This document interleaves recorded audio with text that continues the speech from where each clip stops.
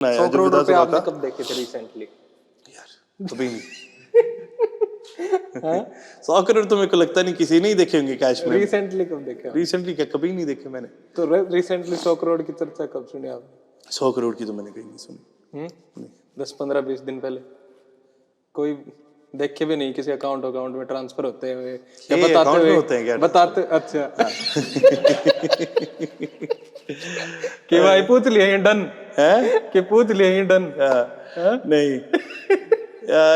यही बात है। देखो अप्रोच इन्होंने करा भी होगा पर इसके तो आप तो बड़े चौधरी हो, आप तो ने तो आपको तो ऊपर 100 करोड़ से भी ऊपर का किया होगा भाई। जिस दिन मान लो मैं बिक गया, नहीं वो मैं असली बात बताऊं नहीं यार, वो तो मैंने बता दिया आपने। जिस दिन हो गया फिर मैं चौधरी किस बात करा। जिस दिन यही हो गया फिर तो मैं चौधरी किस बात करा, फिर मैं भी यही से आड़ी गिनती में आ जाऊंगा। ये नहीं आना। हाँ मैं क्या बोला, देखो भगवान की दया से इस बात में बहुत है। हाँ इसमें कोई बड़ी बात कह दो ये बात कि भगवान की दया से पैसे बहुत है। भगवान की दया से वाकई पैसे बहुत है और ये कोई आज के नहीं है भाई। हम बड़े चौधरियों के घर में ही पैदा हुए। मेरे जो परदादा हैं, मेरे लड़दादा हैं, जो हम 10 पीढ़ी पहले भी जब आए थे, हमारे 10,000 से ज्यादा किले होते थे 5 भाइयों में। ठीक है, इतने बड़े पुराने जमींदार हम हैं। ठीक है, तो कोई कुछ कह दे, ठीक है, मेरे को फर्क नहीं पड़ता। और ये जो मर्जी अपना अनुमान लगाए जाए, मैं जहाँ बैठा हूँ मैं बहुत खुश हूँ। एक बड़ी हैप्पी सेटिस्फाइड लाइफ है मेरी। इनके पास कुछ ऐसा नहीं है जो मेरे को ये दे सकते हैं, और जो मुझे चाहिए ना वो ये दे नहीं सकते। अच्छा। क्योंकि मैं छीनूंगा इनसे।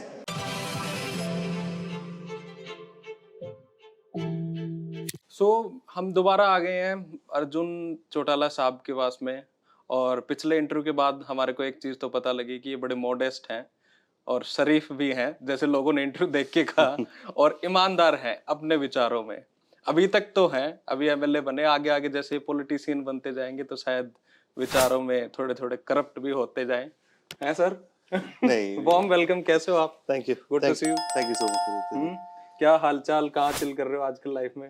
लाइफ में अब चिल का टाइम थोड़ा कम है। हाँ। अब जैसे जैसे काफी चेंज आया है, जैसे जैसे इलेक्शन के बाद, एमएलए बनने के बाद धीरे धीरे जिम्मेदारियों का एहसास भी ज्यादा हुआ है, समझ भी ज्यादा लगी है, कैसे काम करना है कैसे नहीं करना, काफी चेंजेस आए उसके बाद तो। ओके। और आपकी डिग्री भी होगी ना? हाँ मेरी डिग्री। अरे मैनी कांग्रेचुलेशंस। Thank you. बहुत बहुत बधाई हो आपको। तो क्या हिस्ट्री से?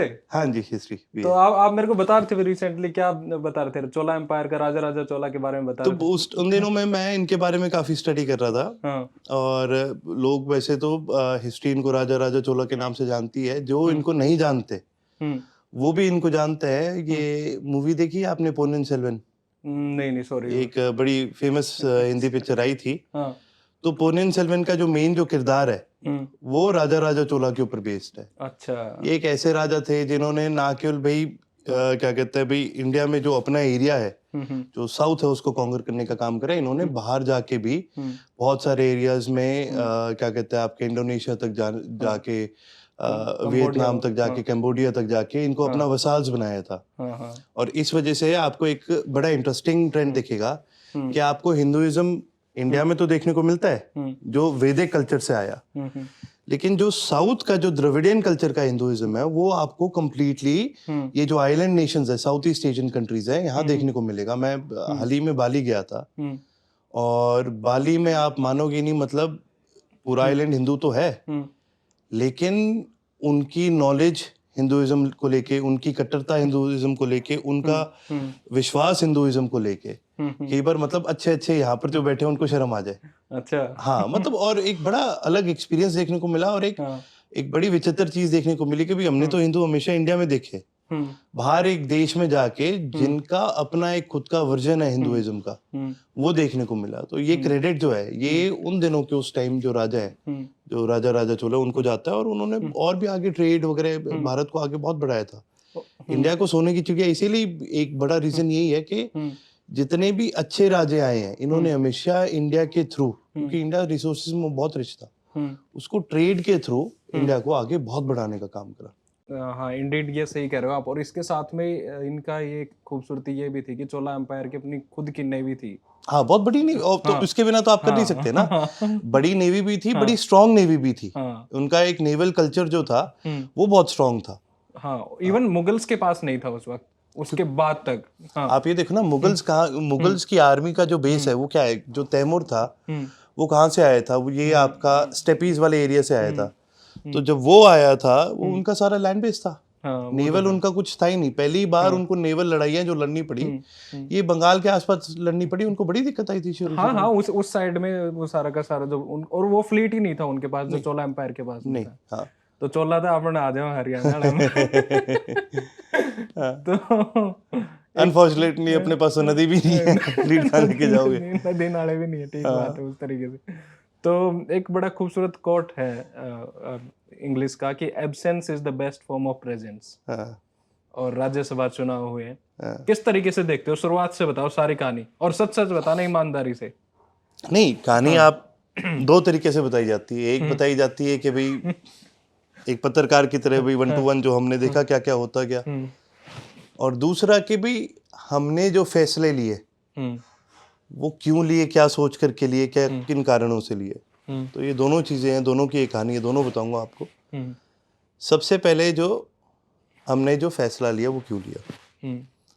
हमारी जो कोर कमेटी है उसकी मीटिंग हुई थी जींद में, और जो पार्लियामेंट्री अफेयर्स कमेटी है, और उसमें सबने मिलकर के एक फैसला लिया था कि भी इस प्रकार के बड़े जब भी फैसले पहले भी होया करते थे तो चौधरी ओम प्रकाश चौटाला जी के हाथों में छूट गया करते थे।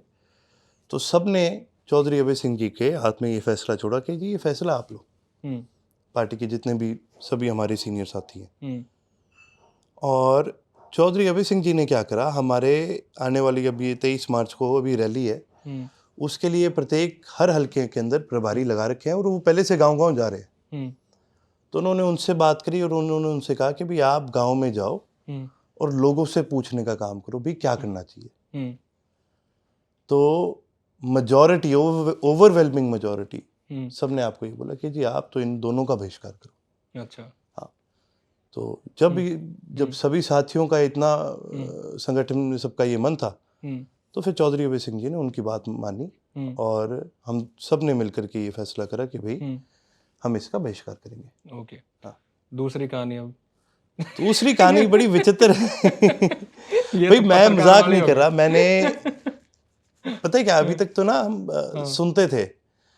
अच्छा, एक मेरी बड़ी क्यूरियोसिटी थी इसके अंदर कि मेरे को देखना था सारा इलेक्शन। हाँ, इलेक्शन भाई आप जाते हो कि, क्योंकि ये आम इलेक्शन नहीं है ना जिसमें आप अपना वोट करके आगे, ये बड़ा स्ट्रिक्ट इलेक्शन है।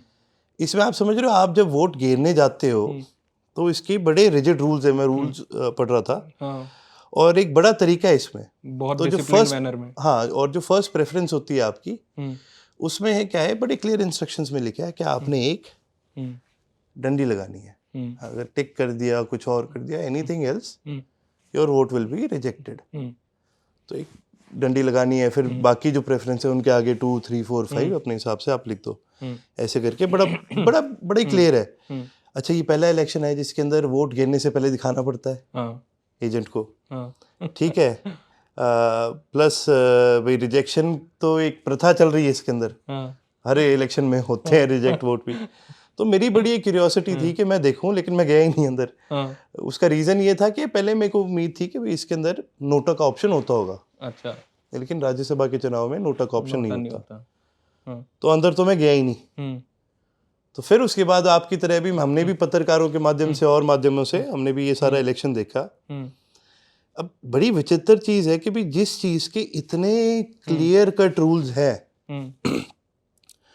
उसके अंदर भी काउंटिंग में भी आपने देखिए देर रात तक काउंटिंग हुई है। हाँ, 1:10 शायद। हाँ, और काउंटिंग में इतना समय लग जाए, और जिसमें वोटिंग भी 90 लोगों ने वोट करने शाम तक चलते रहे। और भाई ये जो हॉर्स ट्रेडिंग है, ये कांग्रेस बार बार सरकार पे आरोप लगाती है भी आपने करी, आपने करी। आप ये देखो ना कि यार कोई ये बात ही नहीं कर रहे कि ये बिकने के लिए तैयार बैठे थे। और सबसे बड़ी बात ये थी कि ये तो आप यूं मान के चलो कि सच्चाई तो ये है कि कहीं ना कहीं बीजेपी की खुद की कमी रहेगी, या आप लगा लो इंडिपेंडेंट कैंडिडेट जो है उनकी खुद की कहीं कमी रहेगी, उन्होंने अपने हिसाब से कैलकुलेशन नहीं करी है, क्या नहीं करा। पर कांग्रेस के बुरे हाल थे, ये चीज़ और बिक जाते, बहुत बुरे हाल थे। ये तो है। हाँ, और ये चीज ना पहले से दिखती आ रही थी। हम्म, इनके ना हम सेशन में बैठते हैं तो इनके सबके चेहरों पर हमेशा ना एक मायूसी दिखती थी। हम्म, और वो मायूसी जो उनकी हार की जो मायूसी थी, सत्ता में ना आने की मायूसी थी, ये कभी उससे उभर के आ ही नहीं पाए। ओ, और इस चीज का आप ये लगा लो, सरकार ने, बीजेपी ने, इन्होंने इस बात का बहुत फायदा उठाया। अच्छा ये सीन है। अब बात आते हैं उस पे, असली बात करते हैं। ये तो होगी ऊपर ऊपर की। आपको इतना टाइम क्यों लगा? अगर आपने पहले डिसाइड कर लिया था कि वोट हमारे को नहीं देना, तो प्रिंसिपली तो आपने सिद्धांतिक तौर पे तो आप पहले ही बता देना चाहिए था आपको कि भाई हम वोट नहीं कास्ट करेंगे। तो जिस दिन चुनाव होने थे उस दिन आप कभी इसमें कभी 1 बजे प्रेस कॉन्फ्रेंस, फिर 2, फिर 3:30 के आसपास, आप इतना वक्त क्यों लग गया आपको? क्या पीछे बार्गेनिंग हो रही थी आपकी बीजेपी के साथ में? इसमें सर एक चीज बताओ, इसमें हाँ। वोट डिक्लेयर करना एक प्रिंसिपल का है। आप किसको वोट कर रहे हो, कब वोट कर रहे हो, हम्म, संवैधानिकली, प्रिंसिपली, हम्म। इसमें प्रिंसिपल्स कहाँ जाते हैं, इसमें नहीं मॉरल्स नहीं, कहाँ मैं जाते कह रहा हूँ आपका एक प्रिंसिपल स्टैंड। आपने कहा था कि भाई हम हमारे वोटर्स ने सभी ने राय ली, जो सामने सबसे बात करी, और हमने ये तय किया कि वोट नहीं देंगे। और तो उसके ये बाद लास्ट के 1 घंटे तक क्यों चला? ये तो आप पहले बता देते कि हम नहीं देंगे। कि हाँ, अब क्या उस पीरियड में बार्गेनिंग हो रही थी आपकी? सच्चाई बताऊं, हाँ। पत्रकार अवेलेबल ही नहीं थे। हमने तो बहुत पहले करनी थी, पर दिक्कत क्या थी, वोटिंग शुरू हो गई थी। हाँ। और जो आपके जितने मेन पत्रकार हैं, आधे आधे वहां पर थे, 2-4 यहाँ पर थे। हम्म, तो कभी तो ये कहते थे कि जी हम पहले वहां जाए, थोड़ा कवर कराते हैं, हम्म, फिर वो यहाँ पर आ जाएंगे। तो आधे आ जाते थे, फिर आधे चले जाते थे। हाँ, 3 बजे तक है लगभग सारे फ्री हो गए थे। हाँ। इसमें नहीं नहीं, आप ये झूठी बात है। आप अगर फैक्चुअली किसी भी पत्रकार से पूछो हाँ। तो वो आपको बताएंगे यही हुआ था कि हाँ पहले ये टाइम रखा था। पूछना आप कहाँ नहीं, थे, वो सारे वेट कर रहे थे पत्रकार कि 1:30 बजे तो बता अभय रहा हूँ, चौटाला की प्रेस कॉन्फ्रेंस आधे है, कर रहे हमारे थे। को वहां जाना है। फिर शायद 2 बजे के आसपास हुई, फिर 3:30। मैं आपसे प्रेस कॉन्फ्रेंस की बात नहीं कर रहा, मैं उससे पीछे की बात कर रहा हूँ। क्या आपकी अभय सिंह चौटाला जी की, INLD की, बीजेपी के साथ बार्गेनिंग चल रही थी? हम नहीं किस तरीके की बार्गेनिंग चल रही थी? या फिर आपको ये अंदेशा, आपको वेट एंड वॉच के लिए कहा गया था कि आप बैठो, अगर कुछ गड़बड़ होती है तो आप तो वोट गिरवा लेंगे, अदरवाइज आप लास्ट में ये कह देना? देखो जी, अभी सिंह जी को कोई कह नहीं सकता क्या बैठो, नहीं, कोई नहीं आप कह बैठो इन सकता। द सेंस कि वेट एंड वॉच, वो एक राजनीतिक तरीका होता है। आप हंस रहे हो। मैं कह रहा हूँ कोई कह ही नहीं सकता। ये बहुत लोगों के वहम है। हाँ, जो अभी सिंह जी ने ठान लिया हाँ, वो उन्होंने करना ही है। हम्म, लेकिन at the end of the day hmm, भाई हमने अपनी बात कब रखनी है हम्म, वो हमारी मर्जी है। हम्म। हम भी तो इनके तमाशे का आनंद ले रहे थे। मर्जी तो हमारी कौन है। कौन से वाले के तमाशे का आनंद ज्यादा ले रहे थे आप? सारा ही चल रहा था। ये कभी बीजेपी या कांग्रेस? आपने देखा है ऐसा कभी इलेक्शन हाँ, जिसके अंदर इतने बुरे हाल हो रखे हो हाँ, कि अंदर हाँ, वोटिंग की जगह नारेबाजी चल रही है, हाँ, धक्का मुक्की चल रही है, हम्म, एक दूसरे पर आरोप प्रत्यारोप लग रहे हैं। हम्म, अरे सबसे बड़ी चीज है, सारी चीज एजेंट के हाथ में क्लियर होती है, उसके सामने क्लियर होती है। हम्म, इनको खुद ये क्लैरिटी नहीं दे पा रहे हैं ये। हम्म, ठीक है, एट द सेम टाइम आप सरकार की बात करते हो, हम्म, ये भी तो कितनी बड़ी बदनामी है इस सरकार की कि इन्होंने क्या इनकरेज कर रखा है हम्म, और किस लेवल तक कर रखा है। हम्म, और इंडिपेंडेंट कैंडिडेट खुल करके कह रहे हैं कि भाई मैं बीजेपी का आदमी हूँ, हम्म, उसको इनकरेज करा जा रहा है, ना क्लियरली। क्लियरली इनकरेज करा जा रहा है। हम्म, तो ये जो सारी चीजें हैं, ये देखते हुए मेरे को इस बात की खुशी बहुत है कि हम दूर ही रहे इससे। आपके पास फोन आए थे? ना मेरे पास नहीं आया था किसी कैंडिडेट के नहीं आए? ना। ये फादर के पास ही आ गया होगा। सर अभय सिंह जी के पास आए थे, इन्होंने अप्रोच करा था, नांदल जी ने करा था। हम्म, उन्होंने बहुत क्लियरली कहा था कि हम देखेंगे। मिले भी थे वो? हाँ मेरे ख्याल, हाँ मिले भी थे, घर पे भी आए थे, मिले भी थे। तभी उनका यही था स्टैंड, भी हम देखेंगे, इस पर हम लेंगे फैसला। भाई आपके घर कोई आता है, आप जरूरी नहीं है कि अभी आपको ठीक बात उसे है। कोई फैसला देना है। हाँ, और उन्होंने कहीं ना कहीं मेरे को लगता है थोड़ा गलत इंटरप्रेट कर लिया। पर हमारा स्टैंड बहुत लोगों को लग रहा है कि हमने 3 बजे तक आके बताया, लेकिन राजनीतिक गलियारों में सबको पता था कि भाई एक दिन पहले हमारा जब डिसीजन लिया गया था, बीजेपी के साथ बात हो ली। नहीं बीजेपी का कोई इसके अंदर लेना देना ही नहीं। हाँ, और एक चीज बताओ, कौन नहीं चाहेगा कि वो इसको मिले वोट? हाँ। अगर हम अपना वोट गिरते तो इंडिपेंडेंट कैंडिडेट 100% जीता ही जीता।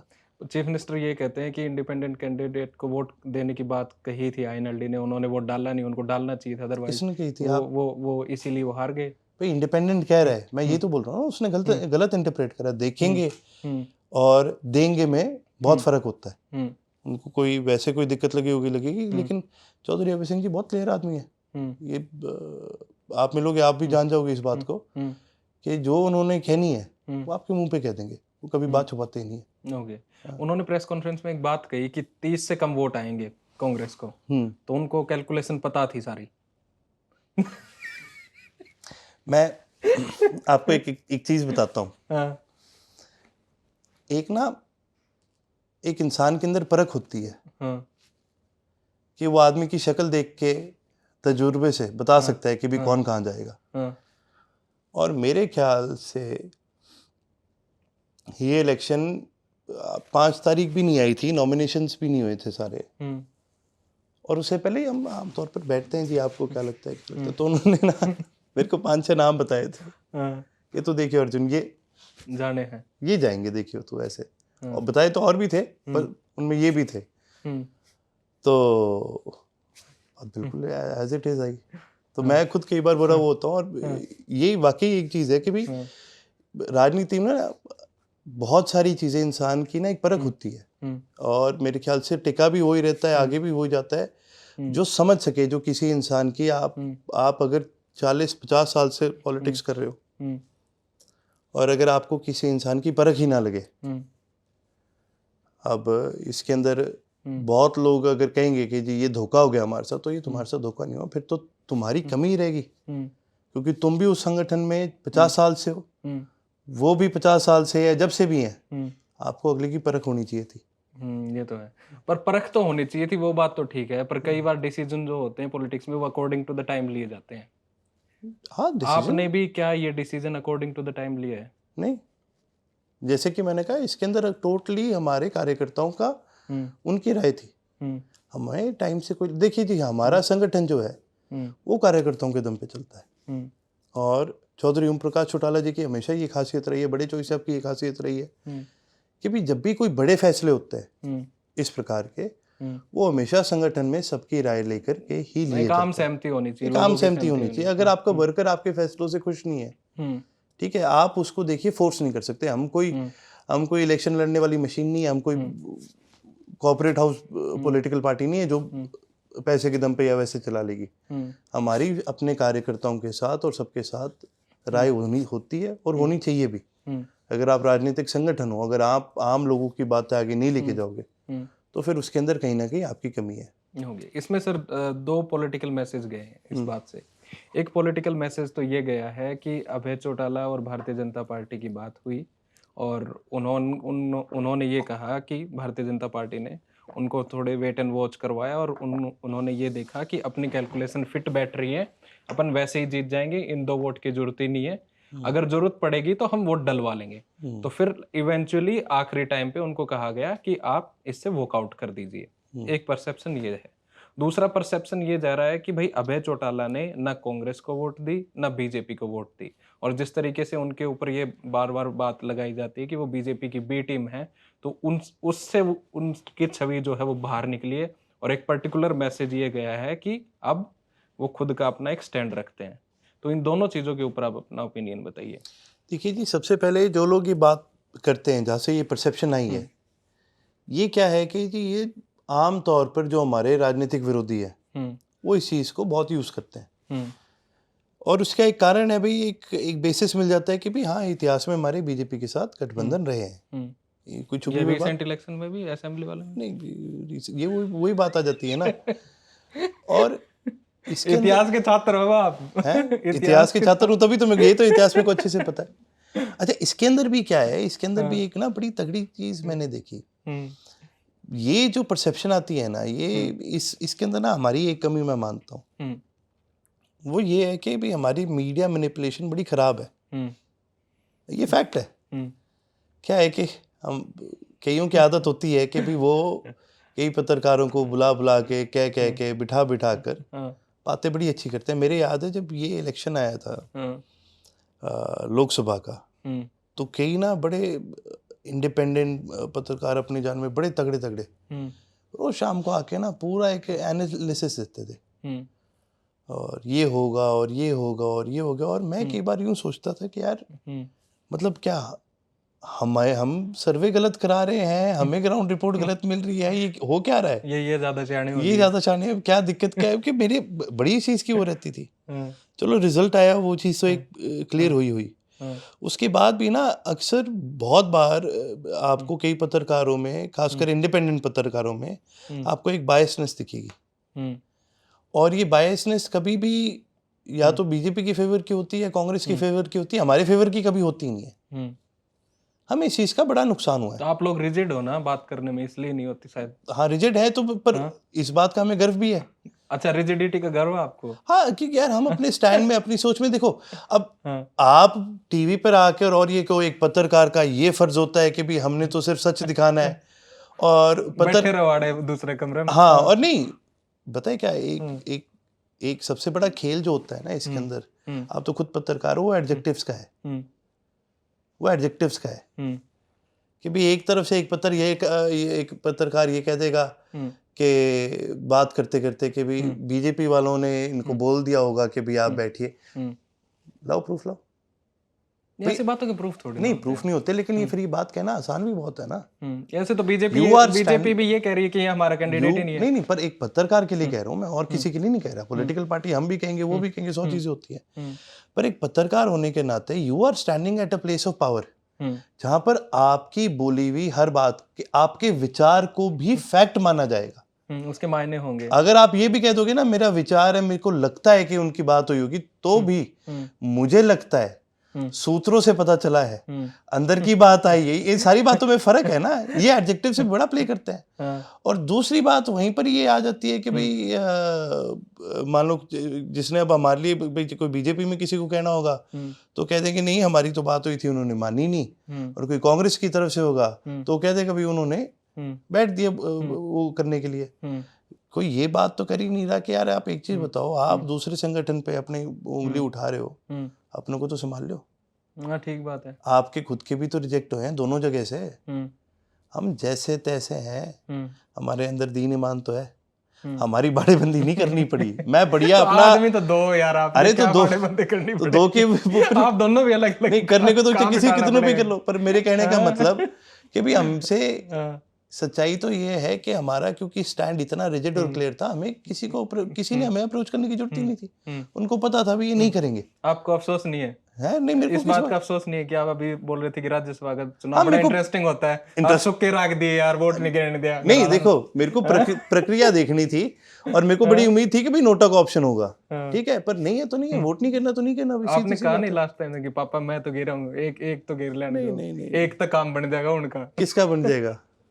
दूसरे आना का बनाया हुआ इनका। अच्छा, इन्होंने बना लिया अपना काम अपना खुद ही। आप देखिए सर, ये जो इनके एक इलेक्शन का जो भूत सवार है ना, ये इनको मरवा के रहेगा और इस देश को मरवा के रहेगा। इनको आज भी इनको बंगाल इलेक्शन की पड़ी और इलेक्शन की पड़ी है। अरे गैस क्राइसिस आ रहा है, तीसरे विश्व युद्ध, कोई मेरे को तो लगता नहीं, मेरे को तो लगता है कई बार अपने जीते जी देख लेंगे आप दुनिया के जो हालात ही हो रहे हैं। मैं तो यही कहूँगा कि आप ये सारी चीज़ें कर रहे हो, इससे अच्छा सरकार को आज के दिन फोकस करना चाहिए कि भाई आपके गैस के स्टॉक्स को एटलीस्ट स्टेट के अंदर आप पूरा कैसे करके रखोगे। आपकी इंडस्ट्रीज इतनी बड़ी बड़ी है जो गैस पे रिलाई करती है, उनको आप चलाने का काम कैसे करोगे, इन पे देखना चाहिए। पर वही बात है ना, ये जादूगर लोग हैं, इधर ऐसे हाथ इधर दिखाते हैं और जादू यहाँ करते हैं, तो ये तो हमें इसके अंदर मार देते हैं। आपके साथ जादू नहीं कर देंगे, आपको नहीं लग रहा? अरे ये हम क्या बिगाड़ लेंगे यार हमारा। मेरे दादाजी 10 साल जेल काट के आ गए, ठीक है। उस आदमी ने जिन्होंने मतलब क्या क्या संघर्ष नहीं करा, 78 की एज में वो जेल गए और 10 साल उन्होंने जेल काटी। उसके अंदर दिल्ली में सरकारें आई गई, सेंटर में आई गई, ठीक है। एक लॉ होता है जिसके अंदर ये होता है कि भाई आपकी एक सर्टेन एज से ज़्यादा अगर आपकी जो डिसेबिलिटी अगर आपकी ज़्यादा हो तो आपको क्या कहते हैं, ऑन मर्सी ग्राउंड्स पे आपको फ्लेक्सिबिलिटी मिलती है, आपको बेल मिल जाती है कि ठीक है भाई आपका, हाँ आप घर पे रह के अपनी सजा काट लो, कोई नहीं। तो ये अंसल वाला जो ये वो नहीं हुआ था दिल्ली के अंदर, एक केस था जो फायर लगी थी, उसके अंदर उनके मालिक को वो हुई थी। तो ये वाज अराउंड 62 63 60s में ही थे।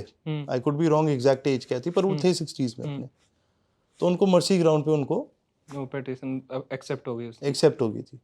मेरे दादाजी 88 की एज में जेल से बाहर आए थे और वो एक सिंगल दिन आज तक झुकी नहीं किसी के आगे। करना होता तो हमारे पास उस समय क्या बहुत मौके थे, इतना ही करना था ना कि सपोर्ट ही करनी थी। अब तो क्या ही कर लेंगे, लेकिन तब सपोर्ट करते तो मेरे दादाजी जेल ना जाते, वो आ जाते बाहर, वो तब नहीं झुके। तो यार हम कि इतना सा हमारे अंदर नहीं। अरे यार अब पॉलिटिक्स झुक के ऊपर नीचे फ्लेक्सिबिलिटी सब कुछ हो गया है। नहीं। मैं दूसरी बात आपसे पूछता हूँ कि दो बात है इसमें। एक और जो पॉलिटिकल मैसेज गया है वो ये है कि बीजेपी की तरफ से ही कि भारतीय जनता पार्टी का ही इस बात में फायदा होएगा अगर आईएनएलडी बायकॉट करके चुनाव जो राज्यसभा है वो चली गई है, क्योंकि आईएनएलडी अगले चुनाव में जो उनका जो कास्ट बेस्ड वोट है वही काटेगी, जो कांग्रेस का एक तरीके से होने की संभावनाएं हैं। क्योंकि भारतीय जनता पार्टी का अगर हम देखें तो उनके तो एक वो बंधा हुआ वोट है, पर आईएनएलडी उन कांग्रेस के ज्यादा वोट काटेगी, जिससे कि एटलीस्ट बीजेपी को ही फायदा होएगा। तो ये सिचुएशन विन विन बीजेपी की है। नहीं सर, ये बहुत बड़ी गलतफहमी है। इसका एक रीजन है, एक आपने बीच में एक बात कही कि भाई वोट उनके बंधा हुआ है। सर वोट कोई किसी के बंधा हुआ नहीं है। आज जिस वोट बैंक को बीजेपी अपना कह रही है, चाहे भी वो किसी भी समाज में कहते हैं, वो सारा वोट बैंक एक टाइम पे आईएनएलडी के साथ ही बंधा हुआ था। इवन अप टू 2019-18 स्प्लिट से पहले एक बड़ा अच्छा चंक वो जो वोट बैंक है वो आईएनएलडी के साथ बंधा हुआ था। आईएनएलडी के ऊपर चाहे कोई भी किसी कास्टिस्ट थप्पा क्यों लगता है आईएनएलडी के ऊपर, वो लगता है चौटाला साहब की वजह से या बड़े चोई साहब की वजह से, या मान लो क्योंकि हम जिस गोद से आते हैं उसकी वजह से नहीं, वोटर भी तो आपके नहीं, ये बहुत लोगों की एक बड़ी गलतफहमी है। अच्छा, ठीक है। नहीं तो अगर आप देखो, अगर आप हमारा पास्ट उठा के देखो और जो हमारा वोट शेयर आया है, जो हमारे कैंडिडेट जीतते हैं, जो हमारे नेता बने हैं, वो हर कम्युनिटी से आपको आज के दिन बीजेपी के पास आप ये लगा लो बैकवर्ड के अंदर जब बीजेपी बात करती है, आप मेरे को बैकवर्ड के इनके नेता गिनाओ, मैं बता दूंगा कि कौन से समूह इंटरनेशनल इनको ऐसे गिना दो आप, है ऐसे ही बते रहे नहीं आप है भी क्या नेता, वो जो है वो नेता है क्या? नहीं देखो नेता जब हमारे साथ क्रिटिसाइज यार, सोच के क्या बोल रहे हो? नहीं, मैं आपको एक बड़ा फर्क बताता हूँ। जब हमारे साथ थे ना तो चौटाला साहब उनको हाउस में बोलने के लिए इनकरेज करते थे कि टाइम दो, खड़े हो, बोलो, खुद बोलो। अब इन सबकी हालत क्या है कि इन सबको ना एक पेज दिया जाता है ठीक है, ये पढ़ दो, ठीक है। और ये मजे की बात देखो, ये दोनों साइड है। कांग्रेस में तो एक विधायक ऐसा था, ठीक है, शाना इतना निकला, वो एक ही पेज को 2 बार पढ़ गया उसको भी नहीं पता चला, कोई जो सुन रहा है उसको भी नहीं फर्क पड़ रहा। तो इनके तो हाल बहुत बुरे हैं। सुननी भी से है, सुननी भी इसे और पढ़नी भी इसे। तो ये बताओगे आप लोग इस हरियाणा का? नहीं, ये जितनी हरकतें ऐसे करती है ना, ये वो लोग हैं जो खुद का बटा बिठाएंगे। इसके अंदर कई बार, और एक सच्चाई ये है, कई बार ना स्कूल वाले बच्चे आ रखे होते हैं विधानसभा में, और ये खड़े होके मतलब बेबुनियाद बातों पे लड़ रहे हैं। मतलब कि किसी ने किसी को शैतान कह दिया, यार दिक्कत है तो प्रिविलेज मोशन ले आओ, और नहीं दिक्कत है ठीक है तो बैठ जाओ, तुम भी कह दो शैतान, चलो ठीक है बैठ जाओ, खत्म कर दे यार। शैतान है कौन नहीं है, शैतान कौन नहीं, ठीक है यार, हमें शैतान कहते तो हम तो राजी होते, शैतान से तो अगला डरता है अभी डराएंगे और तुम्हें। पर चलो वो चीजें साइड पर, मतलब इन बातों पर वॉकआउट हो रहे हैं, इन बातों पर नारेबाजी हो रही है, हाउस डिस्टर्ब हो रहा है कि यार एक चीज सोचने वाली है। चलो ये मैं भी एक कहीं ना कहीं एक बहुत बड़ी कमी मानता हूँ अपने देश में, लगा लो चाहे कैसे ही लगा लो, कि भाई लोगों को बहुत ज्यादा जानकारी मिलती नहीं है कि विधानसभा में हो क्या रहा है। नहीं तो यार ये इन बातों पे तो ये लड़ रहे हैं। एक ने एक को कह दिया जी आप मेरे दादा समान हो, दादा कैसे कह दिया, ये कह यार, एक मतलब तुम बात करते हो बाहर जाके तो पता नहीं क्या बातें करते हो। आज तो हम सरकार की पोल खोलेंगे और यहाँ आके तुम्हारी लड़ाई एक अलग चल रही है, ठीक है। क्या रखा है इस चीज के अंदर, मतलब ये लोग। भालू पे भी लड़ाई हुई थी, भालू पे भी लड़ाई हुई थी ना। मेरे साथ तो सारे लड़ते हैं कांग्रेस वाले, मैं तो खड़ा होता हूँ ना उनकी दिक्कत। भालू नाम पे भी लड़ाई हुई थी ना कि भालू, हाँ कि भालू क्यों कह दिया, अरे तो तेरे ही घर का नाम भालू है।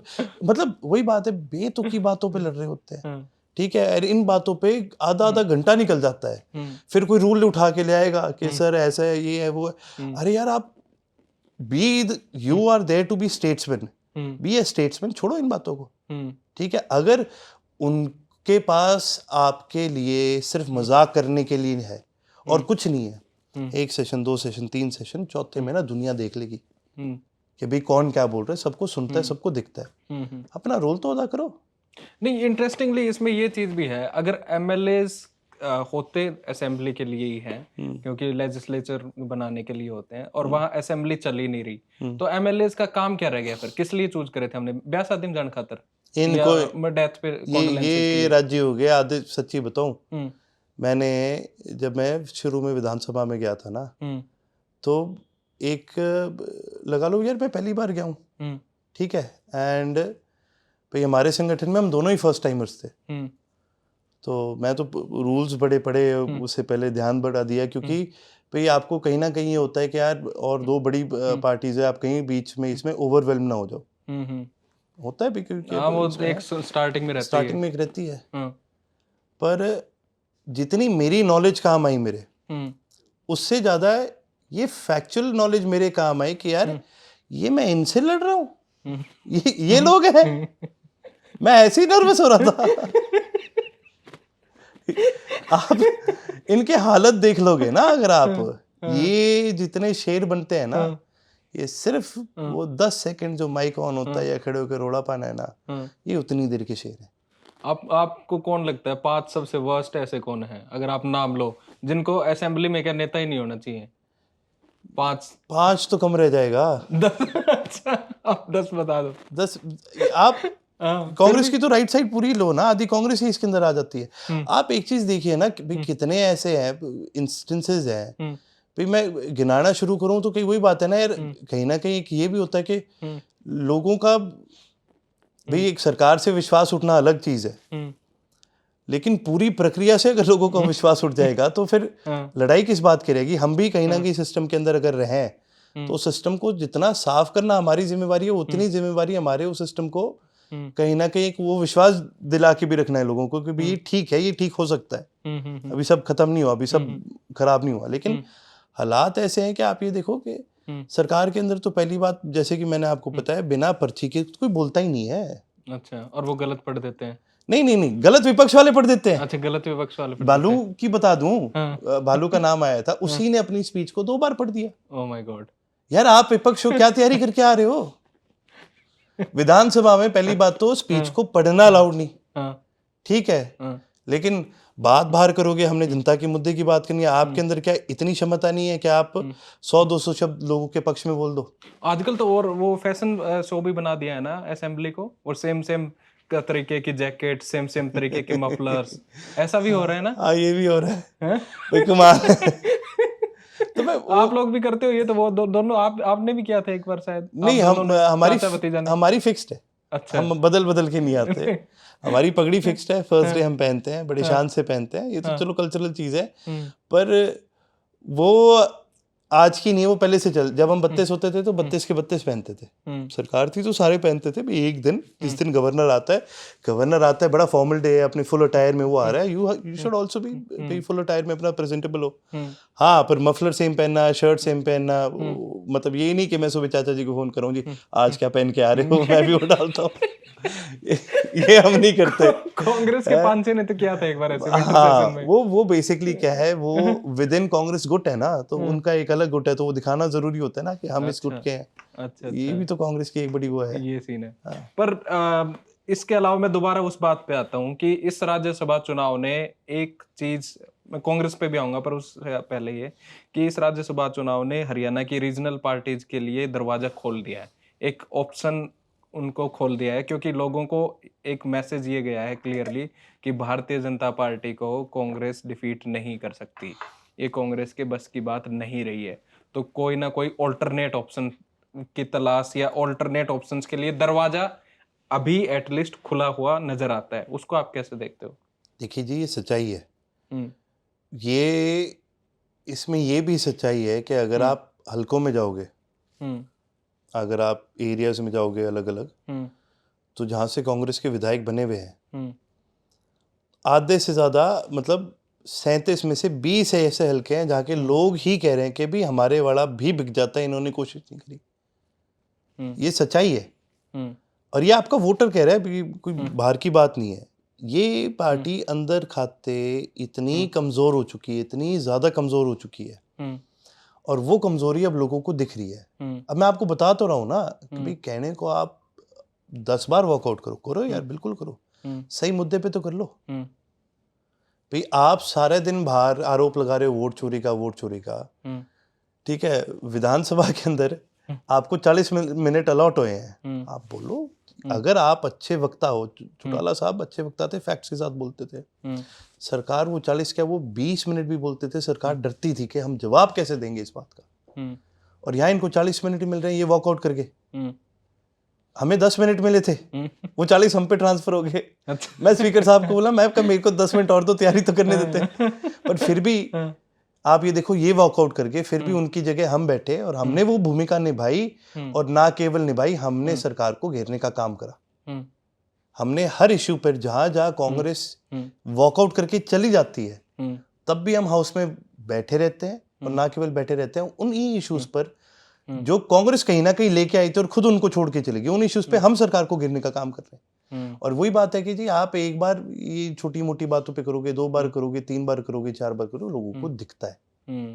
ठीक है, आप जब लोगों के बीच में नहीं जाते, लोगों को देखिए, जब बुजुर्गों की पेंशन जब कट रही थी, कांग्रेस से कितना ही बड़ा विपक्षी दल अपने आप को कह ले, कांग्रेस का एक भी नेता सड़कों पर नहीं गया ये देखने के लिए कि भी पेंशन कट रही है या नहीं कट रही, क्योंकि उनको इस बात से मतलब ही नहीं। उनके लिए तो ये है कि भाई चौधरी देवीलाल ने काटी है, इनेलो वाले हैं, ये अपना करेंगे। चौधरी अभय सिंह जी गए थे हर गांव के अंदर, इतने लोग उनके साथ इकट्ठे हुए, और वो खुद गांव में अपने वर्करों के माध्यम से लोगों से फोन पर बात करके पूछते थे, भाई बताओ कटी है कि नहीं कटी, जिसकी कटी है मुझे बताओ।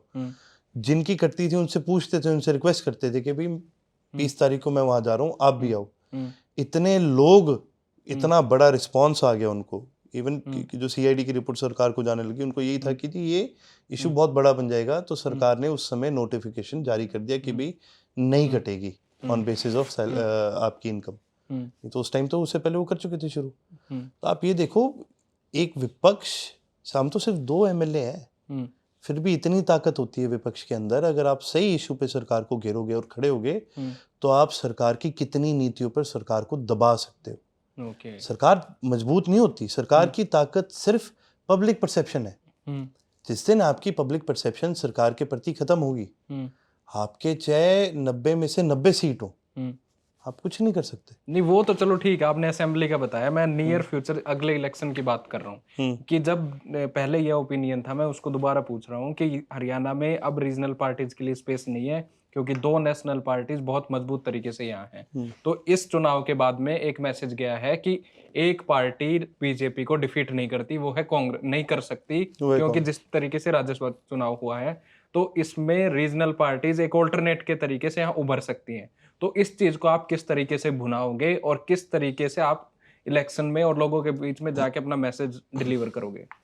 तो सारी बात अभी मैंने कही, वही पार्ट है उसका। एक विपक्ष की लोगों में जाकर के जब हम ये भूमिका निभाते हैं, तभी लोगों को विश्वास होता है ना कि एक ऑल्टरनेटिव है। अगर हम मान लो आप आज के दिन लोगों में जा ही ना रहे होते, अगर हम भी अपनी सीट पर भाई हाँ ठीक है विधायक बन के बैठे हैं, या जो भी हम अपना आराम से बैठे होते, तो ये कभी नैरेटिव ही नहीं आता कि एक ऑल्टरनेटिव है। ये नैरेटिव ही इसलिए, पर ये नैरेटिव आपकी मेहनत से थोड़ी ना आया है, ये नैरेटिव तो कांग्रेस के डिफीट से आया है। कांग्रेस की डिफीट थी इसके अंदर, लेकिन हमारी मेहनत उतनी ही ज्यादा थी। क्यों? क्योंकि वही बात होगी भाई, जब तक आप लोगों में जा ही नहीं रहे, तो आप ऑल्टरनेटिव कहाँ पर हो? आपकी तो खरी सदगी है, खरी सदगी, वाह बोलो ने बात है। नहीं, ये चौधरी अभय सिंह जी की मेहनत है कि हमने लगातार पिछले देखिए एक सीट से उभर करके as an alternative in the state बनना, ये कोई छोटी बात नहीं है। ये किसी की एक सीट को आप क्या कहते हो? एक सीट को तो लोग इंडिपेंडेंट कहते हैं, लेकिन चौधरी अभय सिंह जी की एक सीट को आज भी एक पार्टी मानते हैं। पर ये ऑल्टरनेट आप बने थोड़ी ना हो, ये तो खुले हैं आपके लिए दरवाजे। अभी ये थोड़ी ना होगा कि आप ऑल्टरनेट हो। मैं आपसे एक बात पूछता हूँ, आपके लिए सबसे बड़ा राजनीतिक दुश्मन कौन है? एक चीज बताओ, भारतीय जनता पार्टी, भूपेंद्र सिंह हुड्डा, कांग्रेस और बीजेपी दोनों। हुड्डा हमारा राजनीतिक दुश्मन सबसे बड़ा कौन आपके लिए? देखिए राजनीतिक दुश्मन क्या होता है? राजनीतिक दुश्मन होता है आपकी किसी से कोई पर्सनली वो हो ना। तो हमारी देखो जी, कांग्रेस से कभी कोई पर्सनल लड़ाई रही है ना, हमारी बीजेपी से। हमारी दोनों की विचारधारा से हम बिल्कुल एंटी है। उसका एक रीजन है भी कांग्रेस का जो माइंडसेट हमेशा रहा है वो एक बहुत ही एलिटिस्ट माइंडसेट रहा है और बीजेपी का माइंडसेट जो रहा है वो हमेशा एक बहुत ही कैपिटलिस्ट माइंडसेट रहा है। दोनों ही चीजों की वजह से स्टेट की इकोनॉमी को हमेशा नुकसान हुआ है। आप बीजेपी को एक चीज देखिए, मेरे दादाजी की एक हमेशा विश्वास होता था हमारी विचारधारा उसका जो मूल जो है ना अगर आप निकालोगे वो है एफिशिएंसी। हम ये मानते हैं कि भाई जो भी मशीनरी गवर्नमेंट की प्लेस में है, पॉलिसीज तो देखो लोगों की क्या जरूरतें हैं, लोगों की क्या मंशाएं हैं, आज के दिन इकोनॉमी को क्या चाहिए, आज के दिन स्टेट को क्या चाहिए, देश को क्या चाहिए, ये चीजें रिफ्लेक्ट करती है और टाइम टू टाइम चेंज होनी चाहिए। पॉलिसीज पहली बात परमानेंट रखने के लिए नहीं है। आपने एक पॉलिसी बनाई, अगर कोई पॉलिसी चेंज कर रहा है, अगर बेटर के लिए भी चेंज हो रही है तो रोते मत रहो कि यार 40 साल पूरा 40 साल पूरा हो जाएगी वो। हाँ अमेंड हो जाएगी, इन पॉलिसी चेंज होना कोई बड़ी बात नहीं, होनी भी चाहिए, मेरे ये मानना है। लेकिन उनके अंदर एफिशिएंसी 100% होनी चाहिए। जब दादाजी, जब चौधरी ओम प्रकाश चौटाला जी मुख्यमंत्री थे, उन्होंने मेक श्योर करा कि भी कोई भी डिपार्टमेंट में कहीं से भी पैसे की लीकेज नहीं होगी। उन्होंने मेक श्योर करा भी हर डिपार्टमेंट अपनी पीक एफिशिएंसी पे काम करेगा और उसका परिणाम ये था कि हरियाणा स्टेट उनके आने से पहले कर्जे में था, जब वो छोड़ के गए सरकार हरियाणा कर्जा मुक्त था, उसके बाद में दोबारा कर्जा आ गया। और एक उनकी मैं एक बेसिक आदत बताता हूँ आपको। जब वो ऑफिस में होते थे, अगर कहीं का एसपी या कहीं का डीसी आ जाता था तो वो उसको चाय पे बिठाने से पहले या कोई ऑफिसर को उसे बिठाने से पहले पूछते थे भी क्यों आए हो। भाई अगर तो कोई बहुत अर्जेंट बात है जो फोन पर हो नहीं सकती थी, जो आपको आगे पर्सनली मिलना था, तब तो मैं एंटरटेन करूंगा। अगर कोई भी रेगुलर आपके ऑफिस बात है तो शेम ऑन यू, आप अपने ऑफिस में बैठ के कर सकते थे।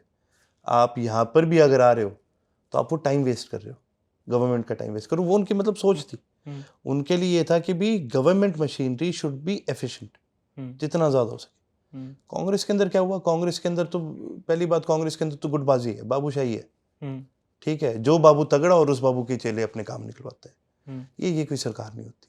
इसने हमेशा ये बड़े बड़े प्रोजेक्ट्स कहने को लाते हैं, लेकिन इन्हीं के प्रोजेक्ट्स हमेशा अंदर गाते क्यों फेल होते हैं? क्योंकि फिर एक ही चीज में लग जाते हैं, रोने लग जाते हैं कि भाई मेरे फलाने को लगा दो, इसको कर दो, ये कर दो। अभी हाली थोड़े दिन पहले विधानसभा के अंदर एचपीएससी का मुद्दा आया। बीबी बत्रा जी रोने, वो कह रहे थे कि भाई मैं एचपीएससी का मेंबर था। वो तो अपनी ऑनेस्टी गिना रहे थे, पर वो अपनी ऑनेस्टी गिनाने के चक्कर में क्या, वो बहुत ऑनेस्ट, वो जनरली बड़े ऑनेस्ट आदमी लगते हैं मेरे को।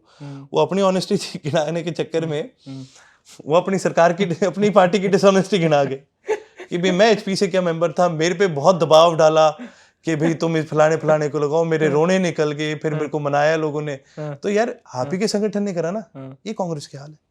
और at the same time BJP का एक और अलग चीज है, ये अल्ट्रा कैपिटलिस्ट है, जिसको हम कहीं ना कहीं ये फासिस्ट, ये एक्चुअली क्या है, लोग इनको कंपेयर करते हैं भाई हिटलर से, सोशल ना गलत कंपैरिजन है, ये फासिस्ट है। ऊपर जाली नहीं, सोशलिस्ट अलग है, न्यू नेशनलिस्ट अलग है, ये फासिस्ट है। ये नेशनलिस्ट के रूप में अल्ट्रा कैपिटलिस्ट है कि भी सारी चीजें जितनी ज्यादा हो सके भी इसको आउटसोर्स करो, इसको कैपिटलिज्म को दे दो। आपने ठीक है भी आपने कर दिया प्राइवेट सेक्टर को सब कुछ आउटसोर्स। आमतौर पर क्या होता है, प्राइवेट सेक्टर सरकारी सेक्टर से सस्ता होना चाहिए, बीइंग मोर एफिशिएंट। क्योंकि सरकारी सेक्टर में क्या आलतू फालतू की वेस्टेजेस बहुत है। अगर जैसे मान लो मैंने ये कुर्सी बनानी है, तो आप प्राइवेट वेंडर पे जाओगे ना, आप उसके साथ बार्गेन करोगे, वेट करोगे, डिसाइड करोगे, वो 10 बोलेगा, आप 9 बोलोगे, 8 बोलोगे और इतने में डील करके लाओगे। सरकारी जब अफसर जाता है वो बोलता 10 है, तो बोलता है ठीक है भाई इसमें मेरा क्या कमीशन है, तो बोलता है एक काम करो आप 12 की ले जाओ, एक मैं आपको दे दूंगा, 11 मेरे हो जाएंगे, चलो भाई काम। तो ये फर्क है।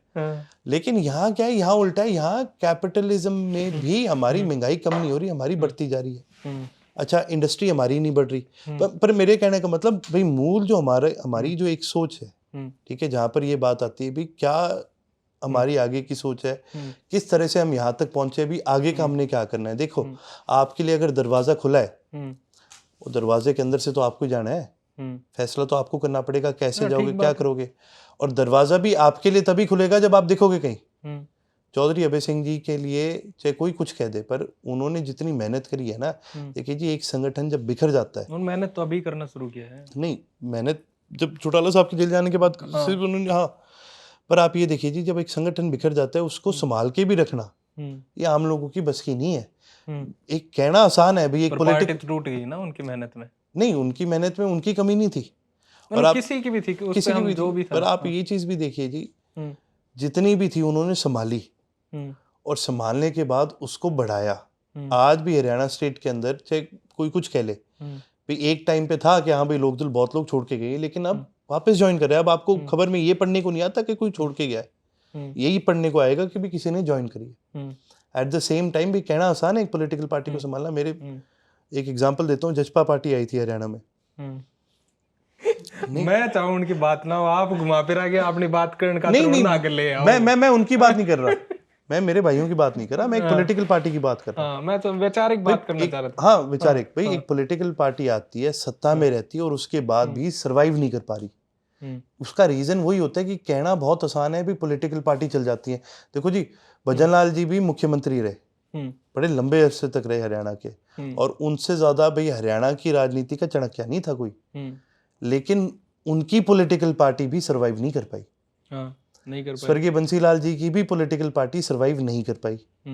ठीक है, क्या कहते हैं, पॉलिटिकल पार्टी को संभाल के रखना, अपने कार्यकर्ता को मिल के लोगों में जाना, और भाई एक लेवल से जहाँ आए हैं वहां से दोबारा उभरना और दोबारा एक ऑल्टरनेटिव बनना, दोबारा निकल करके आना, उसमें तो मेहनत लगती है। उसमें मेहनत लगती है, और उसमें कंप्लीट मेहनत जो है वो चौधरी अभय सिंह जी की है।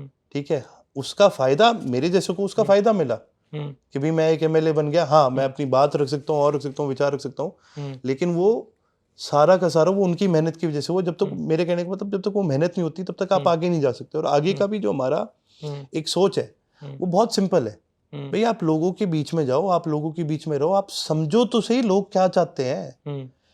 आज आप जब अपने घर जाते हो, यहाँ से जब आप अपने घर जाओगे ना, तो रास्ते में आप नोट करना है कि भी आप क्या क्या चीजें चेंज चाहते हो। आपको दिखेगा अभी दिल्ली में, जो आपको कोई गली दिखेगी, कहीं आपको लगेगा भाई बिजली के पोल में दिखेगा, कई जगह मैं देखता हूँ कि तारे बिजली की वो नहीं हो रखी थी, बंडल के क्या है, कोई यही ठीक कर दो, गुच्छे तो छोड़ जाए लोग। हाँ, कम से कम। ठीक है, आपके दिमाग में ये 100 चीजें आएंगी रास्ते में, आपके दिमाग में ना वोट चोरी नहीं आएगा। एक आम तो चर्चा, एक आम लोगों से जब मैं बात करता हूँ, मैं उनसे ही पूछता हूँ कि यार खाली बैठे तुम ये कितना सोचते हो और बाकी चीज कितनी सोचते हो, तो वो नहीं सोचता। उनके दिमाग में ये भी नहीं आएगा संविधान बचाना है। हाँ, ठीक है, नहीं, संविधान बचाना है वो तब आता है जब यार वो 100% संविधान जब बचाना है दिमाग में कब आता है, जब इलेक्शन आया तब आया दिमाग में, हो गया पर्पस पूरा डन। ठीक है, लेकिन अब आप अपनी ये जो अपनी हार को आप वोट चोरी बता रहे हो, आप मेहनत करो ना, दुगनी करो, तिगनी करो, चौगनी करो, इतनी करो कि भी कोई कह ही ना सके, कोई आम लोग आपके साथ आके खड़े हो कि ना ना ना ना यार, अब की बार तो हमें पता था, हमने वोट करें। पर जब आपका पूरे सिस्टम पे कब्जा हो तो एटलीस्ट फिर तो आप किसी ना कहीं तो आप अपनी बात रखोगे ना। भाई साहब, मैं आपको बता रहा हूँ, सिस्टम पे कब्जा नहीं। आप मेरे को एक बात बताओ, इस रिसेंट इलेक्शन से आप क्या आउटकम निकालते हो, राज्यसभा इलेक्शन से, कि भारतीय जनता पार्टी का पूरे सिस्टम पे कब्जा नहीं है? अगर इनका पूरे सिस्टम पे कब्जा होता ना, तो ये इससे ज्यादा वोट रिजेक्ट करवा चुके होते। इनको जरूरत ही नहीं थी, ये तो जितने बड़े थे, ये तो अपनी मूर्खता से हार गए। नहीं लगता आपको? आप ये आपको सच्चाई पता है, आप बता नहीं रहे हो। यही तो मैं बोल रहा हूँ ना, ये अपनी मूर्खता से हार गए। लेकिन वही बात है, इन्होंने अगर सिस्टम का पूरा दुरुपयोग करा होता, ठीक है, जो कि इन्होंने कोशिश करी, ये भी मैं आपको बता दूं, कोशिश करी या किया या सक्सेस रही होता तो कर ही लेते। भाई अगर किया ही होता, पूरा कंप्लीट कर लिया होता, ठीक है, तो फिर वही बात होगी ना, फिर तो भाई बना ही लेता ना भाई, एक और वोट कैंसिल कराना क्या होता है, जिसके ऊपर मेरे ख्याल ये कोर्ट में जा भी रहे हैं। पर इसके अंदर वो एक वोट ना कैंसिल करना, वो इलेक्शन कमीशन का फैसला था। तो भाई अब आप कमीशन, आप मेरे को एक बात बताइए, मैं माफ करना आपको रोक रहा हूँ बीच में। एक ओपिनियन, अब आप इस चीज को इस तरीके से देखिएगा, लोग ये भी कह रहे हैं कि इसलिए इस चुनाव में थोड़ा सा कम चीजें मैनेज करी गई क्योंकि आगे 4 स्टेट में इलेक्शन आने वाले हैं। ये अभी यहाँ बवंडर खड़ा कर देंगे तो एक नैरेटिव सेट हो जाएगा, और वो नैरेटिव इतना सेट हो जाएगा कि ये तो वोट चोरी करते हैं, इलेक्शन कमीशन के साथ मिले हुए, वो ठप्पा और मजबूत हो जाएगा। तो वहां 4 इलेक्शन में इनको प्रॉब्लम होगी। इससे अच्छा एक राज्यसभा सीट जाने देते हैं तो जाने देते हैं। एक बार क्या हुआ था, और दूसरा जो यहाँ की लीडरशिप थी वही मैनेज नहीं कर पाए, अदरवाइज तो आपको पता ही है। एक बार ना 2 बच्चे बैठे थे, हम्म। ठीक है, और हुआ क्या कि भी पेंसिल उनके बीच में एक थी, ठीक है, क्लास में बैठे थे, भी मैम पेंसिल रख के चली गई, दोनों के बीच में एक रख दी। पहले ने बोला ये पेंसिल मैं लूंगा, दूसरे ने इतने में उठा ली। अब वो एक तो बोले मैंने बोला था, दूसरे ने बोला इससे पहले मैंने उठा ली। इनकी लड़ाई होगी, थपन थप हो गए। मैम आई, मैम ने इनको कराया, पेरेंट्स को बुला लिया, प्रिंसिपल इन्वॉल्व हो गया। अब जी ये पीछे चले गए, पीछे वाली बात पर कि भाई इसने ऐसे क्यों बोला, इसके घर में ये बातें चल रही है, माँ बाप ने ये सिखाया है, ओहो बेटा ये थोड़ा वायलेंट हो गया, आज बाप से थप्पड़ खाया होगा इसलिए आज ये यहाँ लड़ रहा है। अच्छा दूसरा क्यों है भाई, आप समझ रहे हो, फालतू के बैकग्राउंड में जा रहे हो। जो फैक्चुअल चीज है ना, बहुत बार क्या होता है, बहुत ज्यादा लोग सोचने लग जाते हैं कि हाँ इन्होंने सोचा होगा कि 4 स्टेट में चुना, ये तो हम वेले हो गए ना अब, तो बैठ के सोची जो मर्जी सोच रहे हैं। फैक्ट ये है कि भाई साहब इन्होंने जोर मारा, और फैक्ट ये है कि भी इनके इंडिपेंडेंट से मैनेज नहीं हुआ। नहीं तो यूं मैं एक चीज आप उनका इंडिपेंडेंट क्यों बोल रहे हो, आप बीजेपी का क्यों नहीं बोल रहे सीधा सीधा? तो मैं यही तो बोल रहा हूँ ना, बीजेपी का इंडिपेंडेंट। हाँ, आपको बड़ा दिल लग रहा है उस साइड, क्या बात है? भारतीय जनता में कमल सीने पे आ गया क्या आपके? अरे वो बात नहीं है, देखो अगर ये सिंपल टिकट पे करते तो मैं बीजेपी का बोलता, मैं इसलिए बीजेपी का इंडिपेंडेंट ही बोल रहा हूँ। मैंने ये थोड़ी बोला इंडिपेंडेंट, मैंने बोला इनका इंडिपेंडेंट। ये भी एक ना बड़ी उपाध्यक्ष है। हाँ उपाध्यक्ष है, ये भी बड़ी एक विचित्र कहानी है। देखो उपाध्यक्ष इंडिपेंडेंट लड़ रहे हैं, तो जो इनके इंडिपेंडेंट जो है भाई, इन्होंने मेरे को नहीं लगता ढंग से इसको मैनेज करा है। और दूसरी बात ये है कि भाई मैं आपको बता तो रहा हूँ ना, कांग्रेस में तो और बहुत जाते हैं इनके वोट, ये तो इनके और बहुत जाते हैं, ये कहीं ना कहीं चीज में रह गए। और मेरे कहने का मतलब ये है कि भाई जो इतना विश्लेषण कर रहे हैं ना कि ऐसा होता है ऐसा होता है, यूं है जी, मैंने एक चीज देखी है कि इलेक्शन की जो एक सीट होती है ना, वो आप यूं लगा लो चाहे वो एक ही हो, वो टूट के ऐसे पड़ते हैं ना, अगले की नहीं सोचते इतने। कोई पॉलिटिकल पार्टी मेरे को नहीं लगता ऐसी है, और मेरे सोच में, मेरे देखने में कोई ऐसी है जो बोल दे कि हाँ यार हम एक ये सीट कुर्बान कर देंगे, आगे की देखेंगे, ऐसा कुछ नहीं होता। इनको मौके पे जो मिलेगा ना, ये उस पे।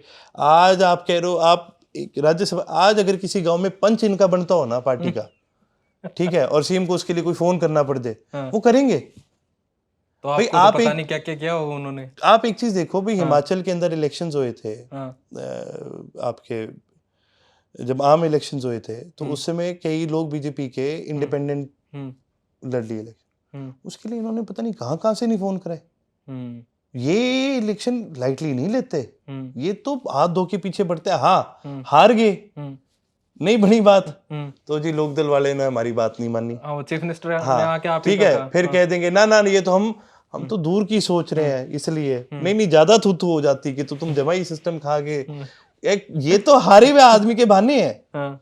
कांग्रेस क्या कह रही है, कांग्रेस के बहाने देखो ना, कांग्रेस आम चुनाव हारी तो हो जी वोट चोरी हो गए, ये इलेक्शन हार गए तो हो जी ऐसे हुआ ऐसे। ये सारे हारे लोगों के बहाने मौके पे ना सारे टूट के पड़ते हैं इलेक्शन पर। इसमें कोई झूठी बात नहीं, ये कोई कुछ कह दे कि जी ऐसा है वैसा है, सबको एक ही चीज दिखती है कि भी मेरे को ये एक सीट कैसे निकालनी है। कितने करोड़ के ऑफर आए होंगे आपको तो पता ही, आपको कहा था कि इतने करोड़ मिल जाएंगे आपको। मैं मेरे से तो कोई बात ही नहीं कर रही। नहीं घर वालों को पूछो। नहीं देखो जी, फिर भी या आपने कहा कि देख भाई इतने इतने दो तुम्हारा, तो हम तो बड़े चौधरी हैं, इतने ले होंगे। आप खरीदने भी उस दुकान में माल जाते हो जो दुकान में माल बिकाऊ होता है, हमारा माल बिकाऊ नहीं है, ठीक है ना, हम लोग ऐसे। कांग्रेस के कितने में बिके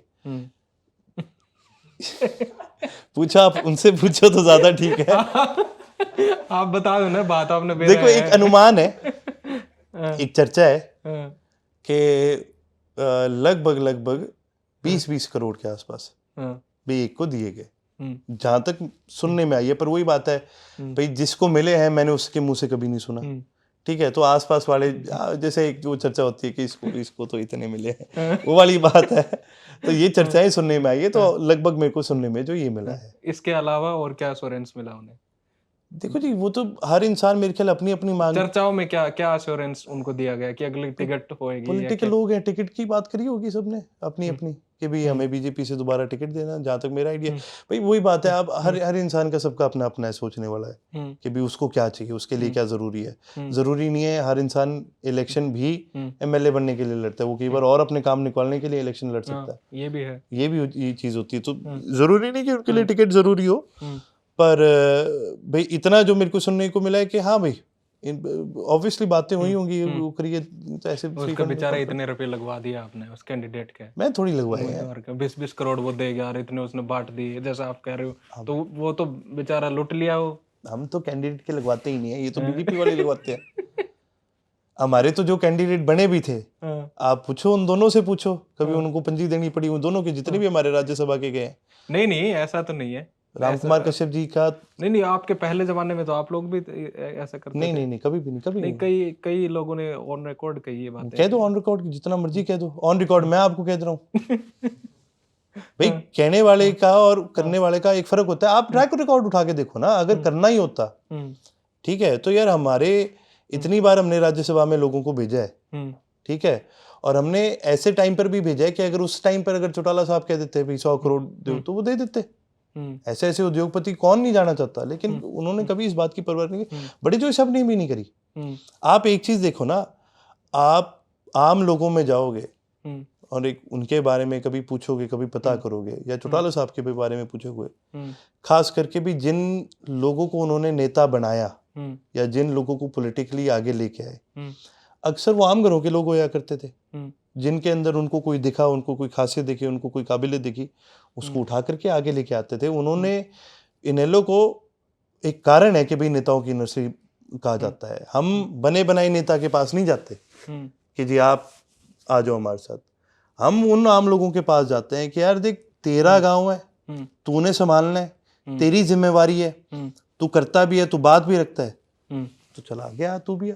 भाई अल्टीमेटली क्या है, देखो सही तरीका तो हम उसको अपनी तो मिलनी चाहिए ना। तो हमारी हमेशा से ये रही है कि भाई जो भी है, चाहे वो आम घर का हो चाहे बड़े घर का, जो भी है, लेकिन जो भी एक इंटरेस्ट रखता है भाई अपने समाज में, अपने उसमें, आपको इनेलो की खासियत मिलेगी। आपको हमारा जब पार्टी मीटिंग होती है ना स्टेट की, उसमें आपको वो लोग भी मिलेंगे जो बस में किराया दे करके आ रहे हैं, और आपको वो लोग भी मिलेंगे जो अच्छी गाड़ी में आ रहे हैं। कई करोड़पति बना दिया आपने भाई। ये तो लोग छोटे थोड़े ना, आपके मानस थोड़े ना, सब ने बना रखे हैं करोड़पति अरबपति। सारे नहीं बनते, रह जाओ। नहीं, हर इंसान की एक सोच होती है, हर इंसान की भूख होती है। मैं कितने आपको ऐसे विधायक बताऊंगा, ये तो पहले भी अपनी इस बात पे चर्चा हुई है, इस पे तो बात हो गई। हाँ, जिन्होंने मतलब जिनका कोई लेने, देखो हर एक आदमी का अपनी अपनी होती है, जिसके अंदर एम्बिशन है वो करेगा, वो 10 जगह हाथ पैर मारेगा, वो कोशिश करेगा यार मैं आगे निकलूं, जिसमें नहीं है। अच्छा आप बताओ, आपका कभी एम्बिशन रहा है पैसे कमाने का? नहीं, क्योंकि बहुत देख लिया। नहीं, बहुत देखने की बात नहीं है कि एक तो भगवान के सुख से देखो, इसके अंदर एक ये अपने आप में एक चीज है, देखो मैं किस घर में पैदा हूँ, ऑलरेडी प्रोस्पेरस है। हाँ, ऑलरेडी प्रोस्पेरस है, तो कभी उस तरह की भूख नहीं है। और दूसरा मेरे को हमेशा एक चीज लगती थी कि भाई ठीक है, कमाओ करो, अच्छी चीज है, बढ़ाओ, पर एक तरीके से। मैं हॉस्टल में रहा हूँ, हॉस्टल की प्रथा मैंने देखी है, ठीक है, इन चीजों से लाइफ में ना आपका ओपिनियन जो है बहुत चीजों से चेंज हो जाता है, ठीक है। तो मेरी एक सोच उस चीज को लेके बड़ी डिफरेंट है। मैं जहाँ हूँ, जैसा हूँ, अपने में सेटिस्फाइड बहुत हूँ कि मेरे को कभी वो उस तरह का लालच नहीं आता। अभी भी पॉलिटिकली भी मेरे को कभी इस चीज का लालच नहीं आता कि यार मैं मंत्री बन जाऊँ, ये बन जाऊँ। देख, जितने स्वाद किसी मंत्री को मिल सकते हैं वो बिना मंत्री मिले भी मेरे को मिले हुए हैं, फैक्ट है, ठीक है। और मंत्री क्या, मुख्यमंत्री वाले भी। पर मेरा ये मानना है कि यार अगर हम कुछ कर सकते हैं ना, जेन्युइनली कुछ करना है, तो पॉलिसी, ऐसी पॉलिसी बनाओ, ऐसी चीज करो कि लोग ना सारी उम्र कहें कि तो सरकार चाहिए कि आपको, सरकार चाहिए, करेंगे, उसके लिए मेहनत कर रहे हैं। मैं तो आज भी जब लोगों के बीच में जाता हूँ, मैं कभी इस बात में विश्वास नहीं रखता कि फलाने को गाली दो, इसको दो, कि ये बेकार है। आप बोलते तो बहुत हो, आप अपनी फैमिली के, दूसरे एक्सटेंडेड फैमिली के बारे में रिटेलिटरी बहुत बोलते, रिटेलिटरी। मैं हमेशा जब भी बोलूंगा रिटेलिटरी बोलूंगा। जब भी आएगा ना पत्रकार आके मेरे से पूछेगा जी उसने ऐसे ऐसे कही है, तो भैया मैं भी इंसान हूँ, दुगना बोलो। हाँ, मैं क्यों बख्शूं? नहीं, देखो, आप ये नहीं एक्सपेक्ट कर सकते ना किसी से कि भी वो as a human, you want कि भी इंसान में ह्यूमन की हर क्वालिटीज हो, लेकिन वो एक्ट ना करे ह्यूमन की तरह, ठीक है। अगर कोई मेरे बारे में, मेरे परिवार के बारे में, मेरे दादा के बारे में, संगठन के बारे में गंदा बोलता है, तो रिटेलिटरी मैं हमेशा जवाब देता हूँ, और सिर्फ इनको नहीं, पर पेशेंस, चाहे कांग्रेस हो, पेशेंस भी अब बहुत आ गई पहले से। हाँ? अब बहुत आगे। नेता में ये तो होने चाहिए कि बोलते तो रहते ही है लोग। था नहीं ना, सीख रहा हूँ। अच्छा। हाँ, सीख रहा हूँ। नहीं, ये बात आपकी बिल्कुल ठीक है। पेशेंस होनी भी चाहिए, आनी भी चाहिए, और विद टाइम बढ़ेगी भी। ओके। मैं भी हमेशा से यही कोशिश करता हूँ कि भी जितना ज्यादा उसकी छात्रों पे भी एक लर्निंग कर्व तो रहता ही है ना। आप आज इतना सीखा है, क्या वो ज्ञान काफी थोड़ी है? इंसान सारी उम्र सीखता है, तजुर्बा आपको सारी उम्र काम देता है। एक और इंटरेस्टिंग बात है अर्जुन भाई, वो ये बात है कि हरियाणा में ये भी माना जाता है कि जेजेपी और आईएनएलडी जो है, इनका कंप्लीट गोल ही ये है कि इनके 10 एमएलए आ जाएं, और भारतीय जनता पार्टी या किसी दूसरी पार्टी के 40 या 35 रह जाएं, और ये उनके साथ इनकी जरूरत हो और ये सरकार बना ले। इनमें से एक को मौका मिल चुका है जिन्होंने अपने आप को प्रोस्पेरस कर लिया। अब दूसरे भी इसी ताव में हैं कि एटलीस्ट हमारे इतने एमएलए आ गए, हम दोबारा किंग मेकर बन के अपने आप को दोबारा प्रोस्पेरस कर लेंगे। यही कुल मिला के चौटाला परिवार की राजनीति रह गई है। दो लोग ये बात कहते हैं, दो तरह के लोग ये बात कहते हैं। एक जो ऑब्वियसली जो हमारा राजनीतिक तौर पर विरोधी है, वो डाउन करने के लिए कह गई, और दूसरा ना कई हैं अपने आप में जो बनते हैं सेफोलॉजिस्ट। मेरे को सब पता है। अच्छा। ठीक है, वो क्या करेंगे, वो शाम को या जब भी उनको टाइम मिलेगा वो किताब से लेके आएंगे और आके बैठ जाएंगे और आके बताएंगे कि जी मैं आपको फॉर्मूला बताऊंगा कैसे हमने सत्ता में आना है। ठीक है, और ये रटी रटाई बात है, मतलब मैं 100 से मिलाऊंगा।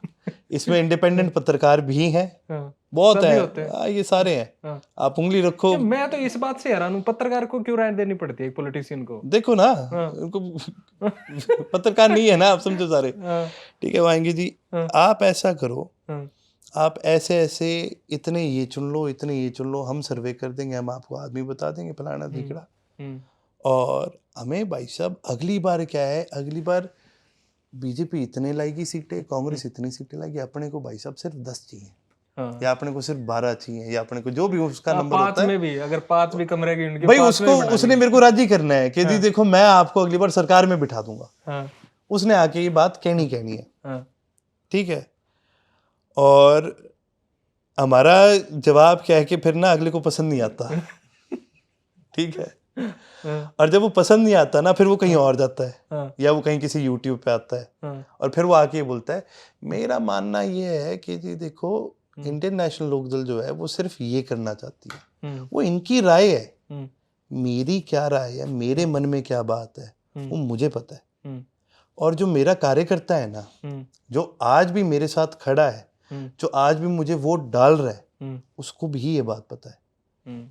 ठीक है, इसलिए वो नहीं अबैंडन कर रहा। अगर ऐसी बात होती ना, तो वो कार्यकर्ता भी चौधरी अभय सिंह जी को कब का छोड़ चुका होता। लेकिन वो विचारधारा वाला आदमी है। मैं ये भी नहीं कह रहा कि वो हमारा आदमी है, ना ना ना ना, वो जननायक चौधरी देवीलाल, वो चौधरी ओम प्रकाश चौटाला की विचारधारा का आदमी है। उसको ये दिखता है कि भी ये विचारधारा अभय सिंह फॉलो कर रहे हैं। अगर उसको लग रहा होता ना कि भी ये विचारधारा कोई और फॉलो कर रहा है, XYZ कोई भी, वो वहां चले जाता, इसमें कोई शक नहीं है। भाई जब पार्टी में सारे लोग चले गए हैं, हाँ, तो क्या जिनके पॉलिटिकल लालच थे वो गए ना सारे। हमारे पास, हमारे साथ कौन रहा? विचारधारा वाला इंसान रहा, क्योंकि उसको इस बात का विश्वास है। तो हमारी वही सेम चीज आती है कि भी हमने इस एक विचारधारा को आगे लेके जाना है। बाकी देखो ये अनुमान लगाने वाले जो है ना, अब इससे 2 हफ्ते पहले चले जाओ राज्यसभा के इलेक्शन, लोग शर्त मारे बैठे थे कि जी देखना लोकदल क्या करेगी। लोकदल तो इंडिपेंडेंट को ही घेरेगी, कह रहे थे ना, बीजेपी के साथ जाएगी 100%। बीजेपी वाले करवाओगे नहीं, वो लोग जो कह रहे थे कि जी सूत्रों से हमें पता चल चुका है और हमें सब पता है, ये वही लोग थे। तो तुम्हें पता नहीं था हमने क्या डिसीजन लेना है? फिर जब डिसीजन ले लिया, उसके बाद ये कह रहे हैं कि जी नहीं ऐसी बात हुई होगी, पहले सोचा होगा ऐसा हुआ होगा, फिर बोल दिया ऐसा हुआ है। अच्छा, फिर देखा जी प्रेस कॉन्फ्रेंस लेट करी, भाई तुमसे तो पूछ के करेंगे नहीं, हमारी मर्जी, हमने कब करनी है। क्या पता भाई आज रोटी लेट बनी थी मेरे घर, है खाना टाइम लग गया मेरे को खाने में, तो मैं थोड़ी बताऊंगा। उस दिन भोग कौन लगा? चुनाव वाला दिन? नहीं, अरे क्या बात कर रहे हो, हम बहुत बढ़िया दिन गया था। हम तो मजा इस बात का आ रहा था, हम आराम से रोटी खा रहे थे, पर कईयों की बड़ी उड़ी हुई थी। ये तो है। हाँ, तो ये वो लोग होते हैं जिनको मतलब कोई ज्ञान नहीं है। इसी बात को मैं एक्सटेंड कर देता हूँ, लोगों का या उन्हीं लोगों का या लोगों का ये भी मानना है कि भाई INLD के पास अगर वो जहाँ से उनको सीट मिलेगी वो 2 कॉन्स्टिट्यूंसी हैं, एक तो हिसार की, सॉरी हिसार नहीं, सिरसा की और फतेहाबाद की, और थोड़ा कैथल का एरिया। JJP को अगर कहीं वोट मिल जाएंगे तो वो थोड़ा हिसार का एरिया और फिर आपका भिवानी का एरिया। तो ये यहाँ तक लिमिटेड हो गए हैं क्योंकि इनके कास्ट के वोट भी, जिस कास्ट को ये डोमिनेट करते हैं वो भी इस एरिया में है और थोड़ा इनका ये नेटिव भी है यहाँ से। वही तो कह रहा हूँ सर, ये जो लोग ये बात कर रहे हैं ना, इनकी बात पे बहुत ज्यादा नहीं, ध्यान। आपको ऑलरेडी सीट मिली भी वहां से? नहीं मिली है वहां से, पर वहां से सीट मिलने का एक रीजन अलग है। वहां से का आप रानिया में आइए, क्या रीजन है? आप रानिया में आइए। रानिया में मैं मानता हूं कि ये एक ऐसा हलका है जहां पर कोई भी एक सिंगल कास्ट डोमिनेट करती ही नहीं है। ठीक है, कोई भी एक सिंगल कास्ट डोमिनेट नहीं करती। तो ब्यूटी है उसकी फिर वो। हाँ, वो बहुत ब्यूटी। और बेस्ट पार्ट ये है कि भी कोई भी एक क्षेत्र नहीं है ऐसा। आमतौर पर क्या होता है, यहाँ पर 10 गांव एक कम्युनिटी के हैं, फिर 10 गांव एक कम्युनिटी के, ऐसे एरियाज होते हैं। वहाँ क्या है, हर अगला गांव एक अलग कम्युनिटी का। ठीक है, और वहाँ पर क्या है कि जी वहाँ पर अगर आप कम्युनिटी वाइज वोट गिनने शुरू कर दो ना, जैसे ये जो लोग कह रहे हैं भी आपके इतने इतने, मैं तो जीत ही नहीं सकता था फिर। मैं तो जीत ही नहीं सकता था किसी भी हाल में। हमें एक कम्युनिटी ने दिया ही नहीं, हमें सब ने दिया। मैं यही आपको बात बता रहा हूँ, चौटाला साहब की, अभय सिंह जी की, बड़े चोई साहब की हमेशा सोच ये रही है भी वो हर कम्युनिटी को अपने साथ लेकर के चलते थे, हर कम्युनिटी को। हमारे जो MP बने थे, गंगवा जी बने थे, राम कुमार कश्यप जी बने थे, उससे पहले और भी बने हैं, और मंत्री भी बने, और लोग भी रहे। चौटाला साहब की जो सबसे करीबी लोग रहे हैं वो जाट कम्युनिटी का कोई था ही नहीं। उनको इस बात से, वही बात है ना, एक बाहर की परसेप्शन एक अलग है। ठीक है, देखो बाहर से हम बड़े अक्खड़ परसेप्शन के लगते हैं, चौधरी साहब है भाई, पगड़ी पहनते हैं, धोती है, एक देखने से आदमी बहुत ऑर्थोडॉक्स लगता है। ठीक बात है। पर वो थे ही नहीं। ठीक है, और अक्सर क्या होता है कि जी हाँ, ये आप वो लगा लो भी, हमारी गलती लगा लो कि भी हमारे अंदर थोड़ी मरोड़ ज्यादा, या क्या है कि भी हम अगले को करेक्ट भी नहीं करते। रह रही है? हाँ, क्यों नहीं रहेगी, सारी उम्र रहेगी ये तो। कड़ी को नहीं। ना इसकी चिंता ना करो। 2 सीट पर आली फिर भी मरोड़ है। देखो मरोड़ इस बात की थोड़ी सी, ये सीटें क्या है, किस चीज की मरोड़ है फिर आप बताइए। मरोड़ इस बात की है भाई, हम एक तो कहाँ खड़े हैं भाई, हमारी क्या सोच है भाई, हम प्रिंसिपल्स में कहाँ स्टैंड करते हैं, हमें गर्व है किस पॉलिटिकल पार्टी से हमें गर्व है भाई हम किस स्टेट से हैं, हमें गर्व है भाई हमारी अपब्रिंगिंग क्या रही है। ये सारी चीज़ों की होती है। तो भाई इंसान ना एक चीज़ से नहीं बनता, इंसान अपनी ज़िंदगी के हर एक्सपीरियंस से, गुड एंड बैड से ना वो करता है। चौटाला साहब के अंदर जितनी मरोड़ थी ना, नहीं थी किसी में, पर वो ऐसी नहीं थी, वो कमाई थी उन्होंने। मेरे अंदर ज़्यादा नहीं है, पर अगर जितनी है, मैं हक से कहता हूँ भाई वो कमाई है। मैंने मेरे में कभी फैमिली की वजह से या कमाई है? नहीं, फैमिली की वजह से कभी नहीं है। नहीं, आप तो चुनाव भी फैमिली की वजह से जीते हो। चुनाव फैमिली की वजह से जीता हूँ, बिल्कुल। इसमें कोई आपकी आइडेंटिटी आपकी फैमिली की वजह से, शायद से यही रीजन है कि भी मैंने इस वजह से कभी इस चीज की ली नहीं, कि भी अभी तक मैं अपनी आइडेंटिटी कर नहीं पाया। देखो आपके लिए एक बड़ी डिफरेंट चीज होगी, मेरे लिए बड़ी डिफरेंट चीज है, क्योंकि जिन लोगों के सामने जाके मैं ये बात, अगर मैं किसी के सामने मरोड़ रखूंगा भी ना अपनी, तो उन्होंने मेरे बाप दादा को देखा है। ठीक है, मैं को होता नहीं उनके आगे करने वाला। ठीक है, तो ये सब फर्जी है, ये भी दिखता है यार। आप ना नकली मरोड़ अगर रखते हो ना, अगर अपनी अकड़ नकली होगी, वो दिख जाएगा। ठीक है, और वो मिनट में ना अगला आपको 2 मिनट में सुना भी देगा भी तू कौन होता है। एक विधायक का था हरियाणा का, वो एक पुलिस वाले के साथ लड़ पड़ा। अच्छा। पार्किंग गाड़ी आगे नहीं जाने दे रहे थे, तो उसने कहा देख लूंगा तेरे को। तो अगले ने क्या दिया वापस जवाब में, क्या 2 दिन बाद रिटायर हो रहा हूँ, जो जी में आया कर ले। काट दी ना मरोड़। ठीक बात, मैं आपको ऐसे लड़ता नहीं दिखूंगा। ठीक है भाई, आदमी को एक अपनी लिमिट पता होनी चाहिए। आप लोगों के साथ सामने कैसे मरोड़ रख सकते हो? हाँ, चौटाला साहब ने जो कमाई है ना, जो एक अपनी, जो एक उन्होंने औरा वो है उनका, वो उन्होंने कमाया है।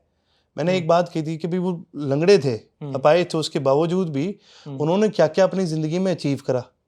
ठीक है, वो बसों में घूमे, उन्होंने धक्के खाए हैं, उन्होंने मतलब उन्होंने वो मेहनत करी है, वो गली गली गए हैं, और तब उन्होंने सत्ता, उनको बड़े चोई साहब का नाम, बड़े चोई साहब की विचारधारा, उनका आशीर्वाद उनको विरासत में जरूर मिला, पर बड़े चोई साहब की सत्ता उनको विरासत में नहीं मिली। उसके लिए उनको भी उतनी दुगनी तिगनी चौगनी मेहनत करनी पड़ी। तो ये पर आपको नहीं लगता वो इतना बड़ा नाम था, उन्होंने उसको सिकोड़ के हरियाणा तक सीमित कर दिया? नहीं, चौधरी देवलाल के नाम को, उनकी पॉलिटिक्स को सिकोड़ के सिर्फ एक हरियाणा तक सीमित रख दिया। वो कहाँ तक थे वो या उसमें भी ओम प्रकाश चौटाला साहब का बड़ा योगदान था कि वो वहां थे? जननायक चौधरी देवीलाल जहां तक पहुंचे उसमें वाकई भाई चौटाला साहब का बहुत बड़ा योगदान था। पहली बात, आप वहां तक तब तक नहीं पहुंच पाते जब तक आपके पीछे कोई ऐसा इंसान ना हो जो आपके संगठन को संभालता हो। भाई आप दोनों काम करना देखो आसान नहीं है कि आप लीड भी कर रहे हो और आपका संगठन भी कोई संभाल रहा है। ठीक है, मोदी भी आगे तक गया ना, मोदी शाह की जोड़ी, मोदी फेस है तो शाह संगठन है। तो बड़े चोई साहब फेस थे तो चौटाला साहब संगठन थे। रैलीज ऑर्गेनाइज करना, भाई आज मैंने यहाँ फलानी जगह जाके रैली करनी है, कौन ऑर्गेनाइज करेगा उसको? कौन सबको बुलाएगा, कौन जिम्मेवारियां लगाएगा, कौन इनविटेशन देखेगा, कौन ये सारी चीजें देखेगा? कोई तो आपको चाहिए। चौधरी ओम प्रकाश चौटाला जी में वो ऑर्गेनाइजेशनल कैपेबिलिटी जो थी ना, वो बहुत बड़ी थी। तो उस कारण से ही कि भाई वो भी इतना आगे बढ़ पाए। और दूसरा, मैं आज भी एक चीज कहता हूँ ना, आज जिस शहर में हम बैठे हैं ये सबसे बड़ी देन चौटाला साहब की है। इस पे हमारी बात हो चुकी है। हाँ, ये सोच उनकी बड़ी लंबी रही है पूरी। और उसके अलावा बहुत सारे स्टेट के अंदर उद्योग है, बहुत सारी ऐसी चीजें। उन्होंने तो उस समय गवर्नमेंट को 2 बड़े प्रपोजल्स दिए थे। एक दिया था डिज्नीलैंड का और एक दिया था कसिनो का। अगर वही सेम चीज, अगर वो उसी तरह के ऑर्थोडॉक्स आदमी होते तो स्टेट को पीछे लेके जाना चाहते हैं, वो इतने बड़े प्रपोजल्स उनके दिमाग में ना आते। उनका टारगेट ये था कि भी उनको दिखता था हरियाणा की स्ट्रेटेजिक इंपॉर्टेंस क्या है, कि भी हम इंडिया के बिल्कुल सेंटर में आते हैं, सबके लिए एक्सेस आना इजी है। ये वो स्टेट है जहाँ पर सिर्फ एग्रीकल्चर नहीं, जहाँ पर इंडस्ट्रियल सेक्टर और टूरिज्म सेक्टर बहुत आगे तक जा सकता है। ठीक है, और आप ये चीज देखो, अब वही गवर्नमेंट, भाई अब उसी बात को 25-30 साल हो गए, लेकिन अब दोबारा ये बात पाइपलाइन में आ गई कि भाई हरियाणा में डिज्नीलैंड लाया जा सकता है, या कोई बड़ा थीम पार्क या कोई बड़ी ऐसी जगह लाई जा सकती है। अब प्रपोजल्स आ रहे हैं, अब कह रहे हैं कि हाँ भाई एनसीआर में बनाओ, अब करो, कि भी बनाना चाहिए था। तो वो क्यों था? वो उनकी एक सोच होती थी। अक्सर क्या होता है कि भाई जब आप रिजिड होते हो ना, तब क्या होता है कि मैं ये मानता हूँ जो आदमी सबसे सीधा होता है ना, वो ये आदमी सबसे ज्यादा टेढ़ा लगता है। हाँ, वो क्या होता है कि जी 90% दुनिया ना टेढ़ी है। ठीक है, तो टेढ़ा आदमी कैसे जा रहा है? ऐसे ऐसे जा रहा है, और सीधा आदमी ऐसे जा रहा है सीधा। तो टेढ़े आदमी को तो हर इंटरसेक्शन पे वो सीधा आदमी टक्कर रहा है, और वो सोच रहा है कि ये ऐसे ऐसे क्यों जा रहा है। ठीक है, टेढ़ा तो तू चल रहा है। तो वो अक्सर सीधा आदमी टेढ़ा ज्यादा लगता है। तो एक परसेप्शन बनाना किसी के लिए बहुत ईजी है कि भी ये ऐसे हैं, ये ऐसे हैं, ये ऐसे। हाँ ठीक है, भी हम सत्ता से बाहर थे, उसके बाद ये परसेप्शन बनाना बहुत ईजी था। लेकिन ये लोग जो ये बात करते हैं ना, यही, अच्छा लोग क्या, आप छोड़ो, ये नेता जो विधानसभा में खड़े होकर बात करते हैं कि जी ऐसी बात है, ये था, वो था, फलाना था, यही विधानसभा जब खत्म होती है ना, आके दबी आवाज में आकर हमें क्या बोल के जाते हैं कि बेटा कुछ तो करो, क्योंकि राज तो भाई था तो चौटाला साहब वाला था, ये बेड़ा गर्क कर देंगे बाकी सारे। ये लोग हमें दबी आवाज में आके बोल के जाते हैं। हम पूछते हैं तो फिर अंकल आप क्या बेटा, हमारी भी कोई मजबूरी है। मैं कहा चलो ठीक है भाई, जिसकी जो होगी, इसमें मैं नहीं जाता। लेकिन मेरे अंदर ये कॉन्फिडेंस भी इसीलिए आता है क्योंकि मैंने आपको क्या कहा, पहले दिन जब जाके मेरे को सबका पता चल गया था। ठीक है, और मेरे को हालात पता चल गए थे कि ये आज के दिन हमें कितना ही कुछ कह दे, दबी आवाज में ये सारे विरोधी आज भी एक चीज कहते हैं कि भाई बंदा था तो चौधरी ओम प्रकाश चौटाला था, अगर सरकार थी तो कोई उनकी सरकार थी, भी किसी की पकड़ थी, किसी की एफिशिएंसी थी, आप बीट नहीं कर सकते उसको, कोई कुछ खेले। But gone are those days, वो एरा अलग था। वो अब वो बात, वो लोग नहीं है, वो जमाना नहीं है, उस तरीके की पॉलिटिक्स नहीं है। हाँ, पॉलिटिक्स उस तरीके की नहीं है, लेकिन बात पता है क्या है, ये लैंडस्केप चेंज हो जाता है, सारी चीज होती है।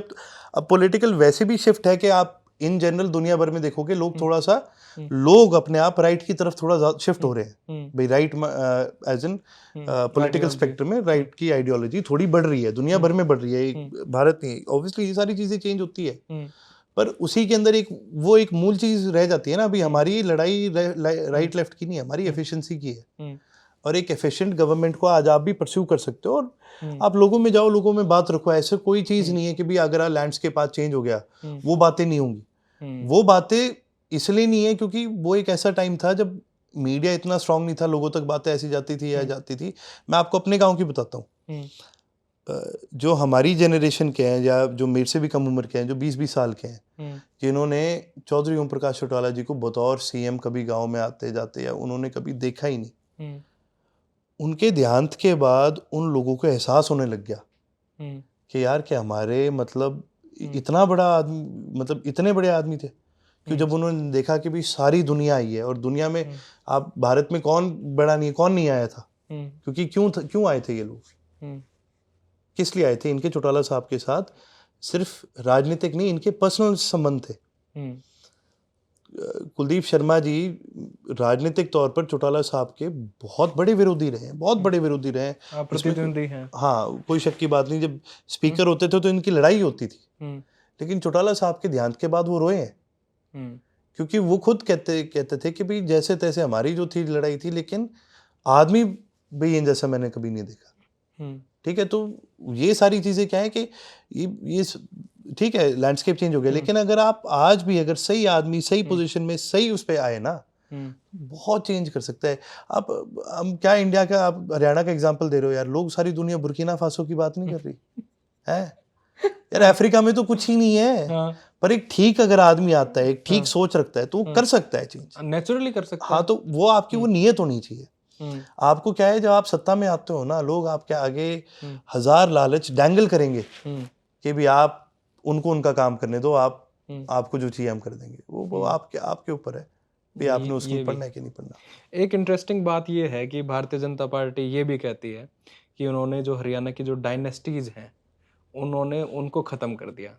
सारे जो लाल हैं उनके डायनेस्टीज को ऑलमोस्ट उन्होंने ख़त्म कर दिया। कुण में ला दिया हरियाणवी में कहूँ, या और जो उनकी पार्टी के अंदर के पुराने लीडर थे उनने भी कुण में ला दिए जो यहाँ पे काम करते थे।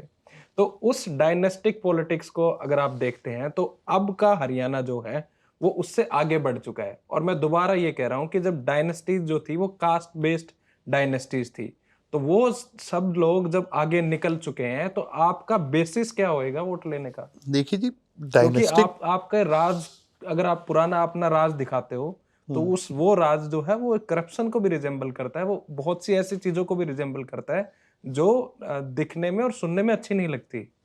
रादर आपका जो एक मजबूत तरीके से राजनीतिज्ञ होना, ये चीज कहना चलो ये इजी हो जाता है, लेकिन पॉलिटिक्स मैंने एक चीज देखी है जी, राजनीतिक तौर से जब आप लोगों के बीच में जाते हो ना, वोट ना कभी भी डायनेस्टी की होती नहीं है, पर्सनैलिटी बेस्ड होते हैं। हाँ, मैंने पहला इलेक्शन जो मेरा लड़ा था, मेरी जमानत जब तो हुई थी, तो डायनेस्टी तो भी तब थी और अभी है, फर्क तो नहीं आया कोई। 10-15 हज़ार आए थे ना वोट? नहीं 60,000 आए थे, इतने कम भी ना को। एमपी का इलेक्शन था, पर एवरेज आउट करो तो 247 याद रहेगा। हाँ, एवरेज आउट करो तो बड़े कम थे। तो इसमें डायनेस्टी का नहीं है, इसमें अल्टीमेटली ना बात चेहरे की आती है, भाई लोगों को क्या ये चेहरा पसंद है कि नहीं है, लोगों को ये गवर्नमेंट पसंद है कि नहीं है, completely eight the end of the day ये मैटर करता है। तो ये जितना मर्जी कहते जाए भाई, बड़े चोई साहब एक अपने आप में जननायक का जो किताब उनको मिला वो ऐसे ही नहीं मिला, वो एक चेहरा थे भाई, लोग उनके नाम पर आते थे। लेकिन इसका मतलब ये नहीं है कि चौधरी ओम प्रकाश चौटाला जी सिर्फ उनके नाम पर जिए हैं। चौधरी ओम प्रकाश चौटाला जी ने एक अपनी खुद की आइडेंटिटी कार्व करी। चौटाला साहब को चौटाला साहब के नाम से ही जानते हैं। उसी तरह से अभय सिंह जी ने अपनी एक आइडेंटिटी कार्व करी, एक अपना नाम बढ़ाया कि भी लोग उनको सिर्फ एज चौधरी ओम प्रकाश चौटाला का बेटा नहीं देखते। उन्होंने भी एक अपनी आइडेंटिटी कार्व करी। उन्होंने स्पोर्ट्स के अंदर क्या कहते हैं अपना कंट्रीब्यूशन करा। इंडिया के जब अभी तक के हाईएस्ट बॉक्सिंग में जब गोल्ड आए, असली आइडेंटिटी तो जेल जाने के बाद ही हुई उनकी। नहीं, हाँ, वो क्योंकि बैकग्राउंड में रहते थे ना, अभी सिंह जी हमेशा बैकग्राउंड में रहते थे। वो फैमिली की वजह से मिल जाते हैं पद जो होते हैं। नहीं, ये स्पोर्ट्स के अंदर भी मैं आपको एक चीज बताऊं, जितना वही बात है भी, हमारे ऊपर आरोप लगाना बड़ा इजी है, क्योंकि मेरे को तो कई बार लगता है हमारी शक्ल ऐसी है कि चौटाला नाम दे दो, ठीक है, और बोल दो भाई ये फलानी चीज होगी और लोग मान जाते हैं। हाँ, नहीं तो आप ये देखो जी, कॉमनवेल्थ गेम्स के अंदर इतने घोटाले हुए, हर महकमे पर, सुरेश कलमाड़ी ने भी करे, इसने भी, सबके करे। मेरे फादर के पास बॉक्सिंग का महकमा था, वो उसके प्रेसिडेंट थे, एक सिंगल घोटाला नहीं आया। अच्छा। उसके अलावा क्या कहते हैं, सबसे ज्यादा इंडिया उन दिनों में माना, भाई हमारे पहले मेडल्स कहाँ से आने शुरू हुए? हमारे पहले मेडल्स आने ही बॉक्सिंग से शुरू हुए, क्योंकि उन्होंने सिर्फ प्लेयर्स के लिए ये नहीं था कि भाई चलो जिम है ट्रेन कर लो, ये सब कर लो। उन्होंने स्पेशली कोचेस बुलाए, क्यूबा से कोचेस बुलाए, उनकी डाइट बढ़ाई, उनका इक्विपमेंट वर्ल्ड क्लास इक्विपमेंट उनके लिए मंगाते थे, ये नहीं कि फटे पुराने ग्लव पहनो। बाकी सारी जब टीम्स की स्पॉन्सरशिप शिव नरेश कर रही थी या कोई और कंपनी कर रही थी, इंडियन टीम्स के अब बिना स्पॉन्सर के वो कर रहे थे, ठीक है, इंडियन बॉक्सिंग टीम को एडिडास स्पॉन्सर कर रहा था। अरे वाह। उन्होंने मेक श्योर करा। इनफैक्ट जब वो शेफडी मिशन गए बने इसके आपके क्या कहते हैं एशियन गेम्स के, तो उससे पहले क्या हुआ था भाई, ये बड़ा बवाल हुआ था इसका कॉमनवेल्थ गेम्स का। उस टाइम ये बड़ा ये सारा जब चला था तो शेफडी मिशन बनने से पहले सारे मना कर गए थे। तो सबने रिक्वेस्ट करी कि अभय सिंह जी को कि भाई इन्हीं को कह दो कि भाई हम बच जाएंगे इसी से। तो उन्होंने, मेरे फादर ने भी मना कर दिया कि भाई मैं नहीं बनूंगा। तो उन्होंने बोला सर आप कर लो। तो उन्होंने बोला मेरी कंडीशंस है। भी पहली कंडीशन ये है कि भी हर प्लेयर की जो डाइट है, उस टाइम एक दिन के $8 मिलते थे एक प्लेयर को। आप चाह रहे हो प्लेयर इंडिया के लिए खेले, आप चाइना भेज रहे हो, दे उसको एक दिन के लिए $8 रहे हो, ये क्या है। तो उन्होंने उस समय बढ़वा के उसको $30 करा था कि कम से कम इतना हो, कोई गिफ्ट, कोई सुवेनियर अपनी फैमिली के लिए लेना चाहे ले ले।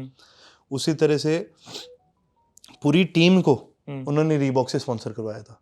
अच्छा, हाँ, कि भाई ये बैग्स वगैरह सारी चीज अच्छा सामान दो ताकि भी वो बाहर आए तो वापस आए तो लेके जाए। उसी तरह उनका स्टे चेंज करवाया। अच्छा, फिर बात आई हमारे जो प्लेयर्स होते थे वो उस समय क्या कहते हैं आपका ये लेके जाते थे टिकट करवा के ना, हर क्या कहते हैं फेडरेशन अपने प्लेयर्स की अलग से टिकट कराता था, वो लेके जाते थे। तो उन्होंने बोला यार सारी दुनिया के प्लेयर्स अपने देश के प्लेन्स में आते हैं, हम टिकटें करवा के जा रहे हैं, तो आप मुझे प्लेन दीजिए। उस टाइम प्रफुल्ल पटेल जी होते थे इसके एविएशन मिनिस्टर। तो मना कर गए। अच्छा, कि जी हम ऐसे कैसे प्लेन देते हैं। वो उन्होंने बोला था फ्री में दो एथलीट्स को, भाई क्या बड़ी बात है। हाँ, तो वो मना कर गए थे, नहीं जी ये वो। तो उन्होंने बोला ऐसा है कि किंगफिशर भी स्पॉन्सर रहा है, तो क्या जी मैं उनको फोन करूंगा तो वो फ्री में प्लेन भी भेजेंगे और प्लेयर्स के लिए बियर भी भेज देगा। तो आप चाहते हो कि भी इंडिया का पूरा कंटिंजेंट किंगफिशर के प्लेन में जाए या एयर इंडिया के प्लेन में जाए।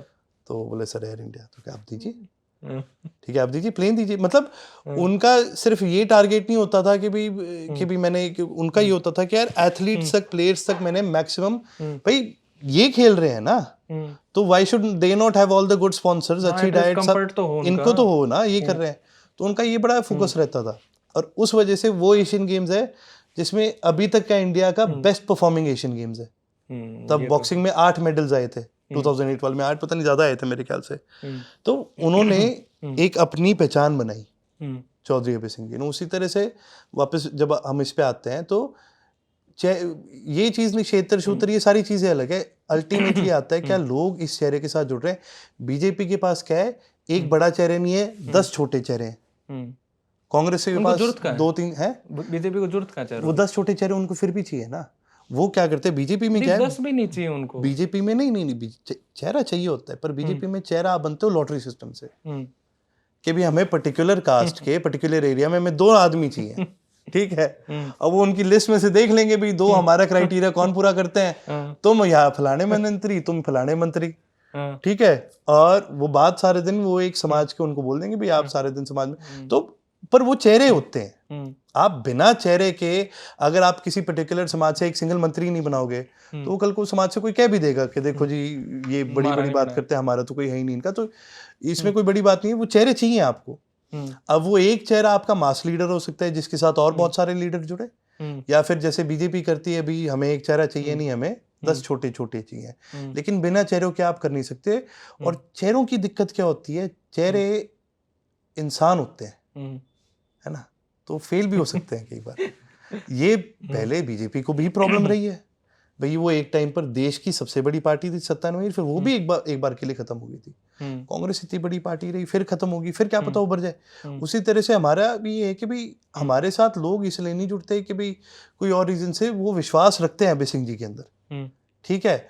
और जिस भी समाज के लोग चाहे जुड़े हो, और इसमें अगर कोई कह देना भी एक कम्युनिटी का, मेरे को पता है भी, मैं अपने कार्यकर्ता साथियों को जानता हूँ, मैं मेरे वोटरों को जानता हूँ, मुझे पता है कि वो हमारे साथ क्यों जुड़े, उनका एक विश्वास क्या है। आड़ के लोग भी से हैं, उन्हें मजा भी नहीं आवा राजान वोट ना दे तब तक। दिक्कत तो ये है ना कि हम खुद बैकवर्ड मेंटेलिटी की सोसाइटीज है ना वोट करने के टाइम पे। नहीं, असली बात तो ये है ना। ये मैं एक चीज बताता हूँ, ये गलत फहमी है। हरियाणा में ना अपने जिताने से ज्यादा अगले की रड़क काटने के लिए वोट देते हैं। हाँ, याद रखना। अगर कहने की ये बात है। आप वाले नहीं कॉन्स्टिट्यूएंसीज में ज्यादा है ये सीन। नहीं, ये पैन हरियाणा। और ये चीज मैं आपको एक चीज बता दूं, हरियाणा का आदमी ना डरता नहीं है किसी से। मैंने देखे हैं ऐसे लोग जिन्होंने, जो राज्य कह रहे हो ना आप, राज्यों की चलती गाड़ियां रोकी, उतरे, शीशा तैरा, 4 गाड़ बकी और फिर वापस जाके अपनी गाड़ी में बैठ गए। तो फर्क नहीं पड़ता किसी को यहाँ से किसी राज्य का या किसी और का। ये और मैं आपको एक फैक्ट बता दूं, ये मेरी आंखों देखी चीज है। जो कहते हैं ना अपने आप को राजा, ऐसे तारते हुए देखे मैंने। आखिर में आप बोल ही गए बात उनको। नहीं, मैं, आपने राज्यों की बात करी तो मैं तो यही बोल रहा हूँ भाई कि राज्यों की कोई जगह नहीं है, ना प्रदेश में रही है, ना वो जमाना रहा है। और असल में क्या है कि हर इंसान को ना अपने राइट्स का पता है कि भाई मैं क्या हूँ। ठीक है, मेरे सामने की बात है, मैं छोटा था उस समय, मेरे ख्याल 10-11 साल का था। तो एक ना बंदे की गाड़ी थी महंगी, उस टाइम वो सेलो डेवू बड़ी वो चलती थी। अच्छा, पुरानी उस टाइम। हाँ, सेलो चलती थी। तो एक ऑटो वाले की उससे वो लग गई। तो वो गाड़ी वाले उतरा, और गाड़ी वाले की भी गलती थी, वो भी तेजी चला रहा था, लेकिन उतर रहा और उसने ना ऑटो वाले के 2 थप्पड़ मारे। ठीक है, और वो बेचारा वहां खड़ा रह गया, वो कुछ नहीं कर सका। ठीक है, और मैं उस टाइम, मैं दूर से खड़ा मैं देख रहा था, और मेरा बड़ा मन करा कि मैं बीच में पढ़ूं, लेकिन नहीं पढ़ा। मैं छोटा था भी, नहीं पता था कैसे रिएक्ट करना है, क्या करना है। पर वो बात ना कहीं मेरे दिमाग में एक अड़ी रही कि यार ये बड़ी गलत चीज है ये। लेकिन अब जब मैं देखता हूँ तो अब वो चीज चेंज होने लग गई। अब मार के दिखा किसी को, 40.5 ऑटो वाले आके तेरी टांग ना तोड़ देते, ये फैक्ट है। तो देखो, लैंडस्केप चेंज होता है, लोगों के क्या राइट्स है, लोगों को इस चीज की समझ जो है ये चेंज हो रही है।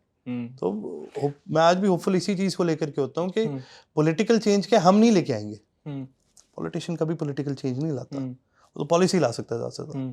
बड़ा पॉलिटिकल चेंज हमेशा लोगों के अंदर से ही आता है। ये बात है। वो आखिर में सर आप मेरे को ये बताइए, कांग्रेस के अंदर नेक्स्ट, हरियाणा कांग्रेस का नेक्स्ट लीडर आप किसको देख रहे हो इस राज्यसभा क्राइसिस के बाद, या फिर जो हैं वही रहेंगे?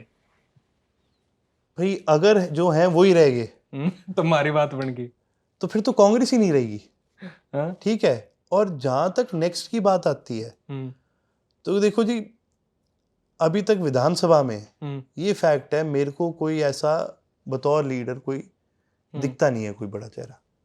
इनकी ये भी मजबूरी है, एक बड़े चेहरे ने बाकी सारे खत्म कर दिए।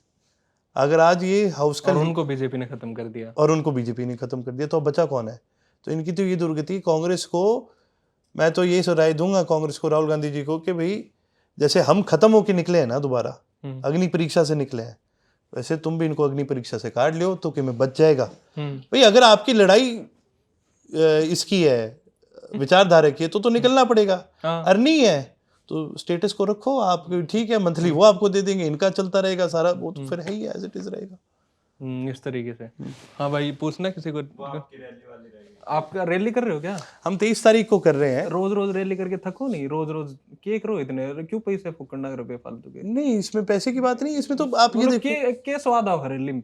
मतलब रैली भी इतनी रेलेवेंट होगी ना डेमोक्रेसी के अंदर कि लोग इकट्ठे कर लो। अरे मतलब डेमोक्रेसी का मतलब भीड़ नहीं है, एक इंडिविजुअल होता है। नहीं, रैली का उस भीड़ का परसेप्शन बनता है कि देखो ये जीव है।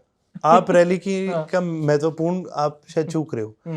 हम बड़ी पॉलिटिकल पार्टी नहीं है जो भीड़ के लिए रैली करते हैं। जो भीड़ के लिए रैली करते हैं वो, वाले की बात करो। हाँ नहीं, जो भीड़ के लिए रैली करता है वो क्या है कि वो अपने वर्करों की जिम्मे लगाएगा, वो पैसे दे के बस भर लेगा मजदूरों की, वो ले आएगा। अब चाहे रोहतक की हो चाहे कोई और, अगर आप देखोगे हमारे में ऐसा नहीं होता, हमारे में गाँव के लोग ही आते हैं। तो रैली सिर्फ एक भीड़ का माध्यम नहीं है, एक चर्चा का माध्यम है।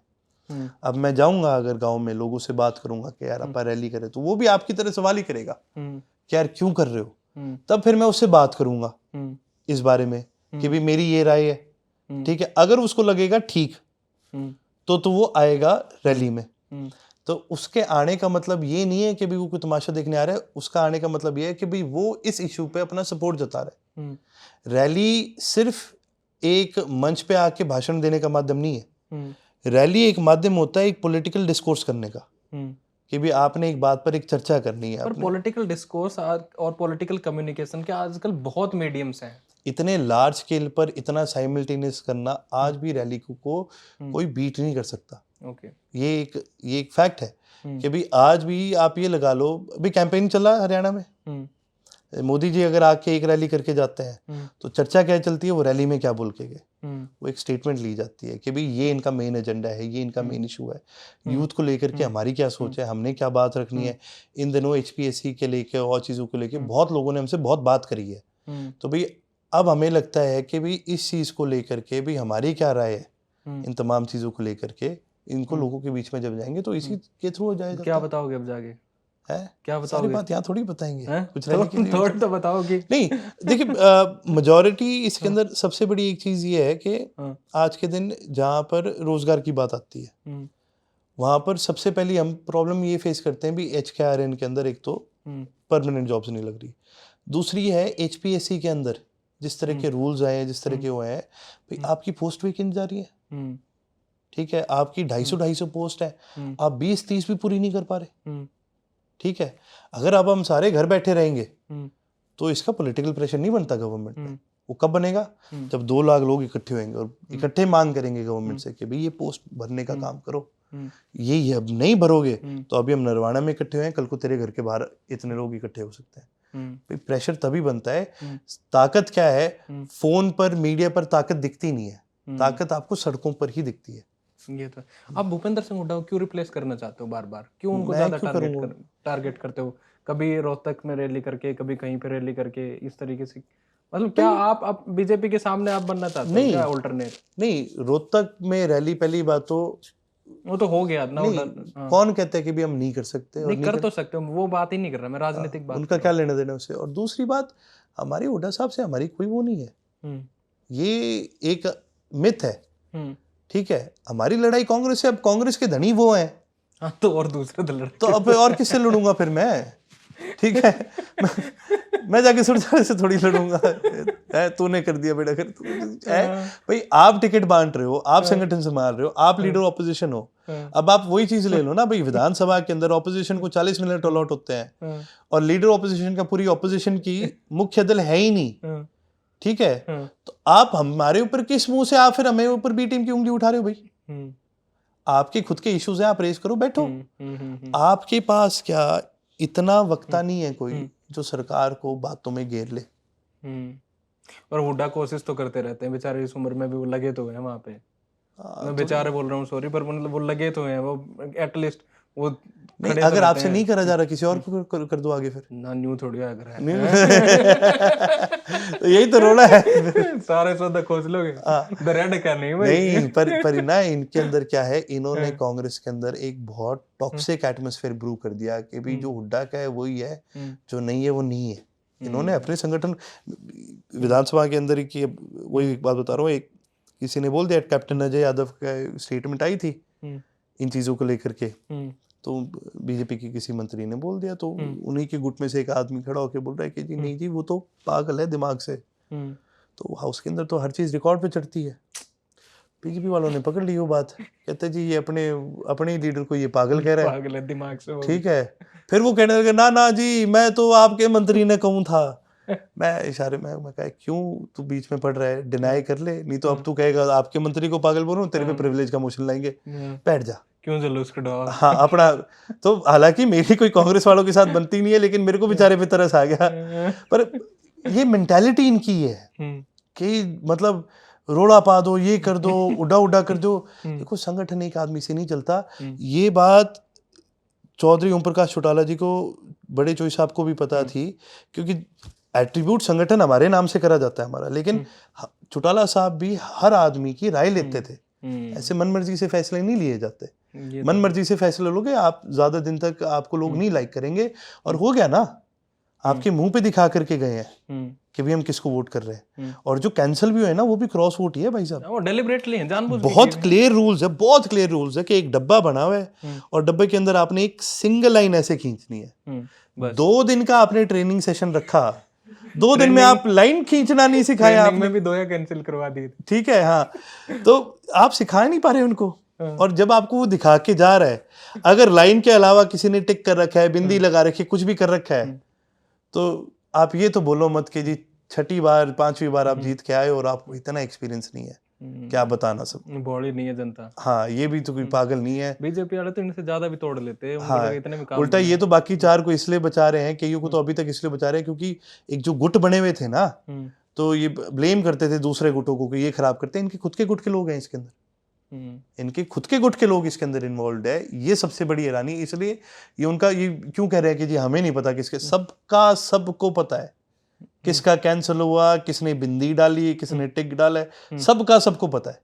और अंदर जो ये जो इनके जो बैठे थे ना, जो आपका जो ऑब्जर्वर, एक एक डिटेल है इनके पास, कोई बात छुपी हुई नहीं। ये लोगों को नहीं बताना चाह रहे, ये लोगों को नहीं बताना चाह रहे, क्योंकि ये बताएंगे तो इनकी पोल खुलेगी, इनके करीबी निकलेंगे उनके नाम, इनके करीबी का नाम निकलेगा तो इनकी माटी पलीत है, इनकी पोल ही खुल जाएगी फिर तो। आप क्यों नहीं बता रहे? आपकी क्या बीजेपी से डील हुई है? देखिए हुड्डा साहब नहीं थे। अब मैं वही बात है ना, आप वाले बताओ ना। वही बात है, मैं सुनी, देखो मैं अगर मेरे सामने बात फैक्चुअल हो तो मैं वो रखूं, सुनी सुनाई बात को अगर मैं ही आगे रख रहा हूं तो फिर मैं भी गलत बढ़ावा दे रहा हूं। नाम तो देखो हुड्डा साहब को ही पता है, और वो जिनके कैंसिल हुए वो भी हुड्डा साहब ने देखे हैं, तो वो ही बता सकते हैं। अब वो क्यों नहीं बताना चाह रहे, वो उनकी मर्जी भाई, वो क्या अपने संगठन में करते, देखो उनका संगठन, उनका फैसला। मैं तो कहूँ आपका संगठन आगे जाए, आपको बधाई हो, आपका संगठन जिस दिशा में जा रहा है वहां जाए तो भी आपको बधाई हो, आपकी मर्जी, आपको जो करना है करो, मेरा क्या क्या लेना देना। बार मैं आपसे पूछ रहा हूँ, मैं आज ये पूछने आया था आपसे, मैं बताऊंगी, वो फिर भी बता दें, पर आप पॉलिटिशियन हो लिए थोड़े थोड़े, आपकी क्या डील हुई है भारतीय जनता पार्टी के साथ? क्यों नहीं वोट गारंटी दिए उन्होंने आपके? वोट दोनों आगे और गरीब भेज दिया, सुख के राख दिए न्यू के न्यू, पहली बार के एमएलए वोट नहीं गारंटी दी। मैं आपको 1 घंटे से यही तो समझा रहा हूँ। नहीं, आप एक लाइन में बता सकते हो, आपको समझाने की जरूरत नहीं है। एक लाइन में मैं आपको बड़ा सिंपल सा बताता हूँ। मेरे बड़े जो साहब का लाइफ का एक मोटो रहा है, संघर्ष सदैव सक्षम, काम कर लगे रहो। ये ज्यादा ये सोचने की हमें जरूरत नहीं पड़ती कि किसने क्या, हमारा एक ऑब्जेक्टिव, एक एजेंडा, बड़े जो साहब की विचारधारा, एफिशिएंसी को हरियाणा में लाना है, हम उसमें लगे हैं। हमारे देखो ये कांग्रेस के वालों के साथ बड़ी दिक्कत होती थी जब विधानसभा में गए, ये कोई भी मुद्दा लेके आते थे, ये सोचते थे हम इनके साथ खड़े रहे। हमने ठेका नहीं ले रखा कांग्रेस का। ठीक है, तुम करो ना करो, हम तुम्हारे साथ खड़े हो जाए, बेले बैठे हैं, या तो तुम करो ढंग की बात तो हम खड़े भी हों। ठीक है, ये खुद की बात पे वॉकआउट कर जाते हैं, इनके साथ खड़ा कौन होगा, ये खुद नहीं अपनी बात पे खड़े। ठीक है, और वहीं दूसरी तरफ बीजेपी को लगता है कि सिर्फ इस बात से कि भाई कि अगर हमारी कांग्रेस से नहीं बनती तो इस बात का बीजेपी कोई फायदा उठाएगी, तो ये बीजेपी की गलतफहमी है। ठीक है, हमारी दुश्मनी दोनों से, हमें दोनों संगठन, एक क्या बोला, एक नागनाथ है, एक बिच्छूनाथ है। ठीक है, दोनों ही उतने माड़े हैं। ठीक है, और एक सांपनाथ है, ये तीनों नाथ है। अरे बिच्छूनाथ तीसरे के लिए बोला था, नागनाथ सांपनाथ में कंफ्यूज हो गया। ठीक है, तो ये सेल्फ गोल तो ना कर लिया आपने? नहीं क्या कहते, पर बात फैक्चुअल यही है कि देखिए जी, हमारा अपना संगठन है, हमारी अपनी सोच है, हमारी अपनी विचारधारा है।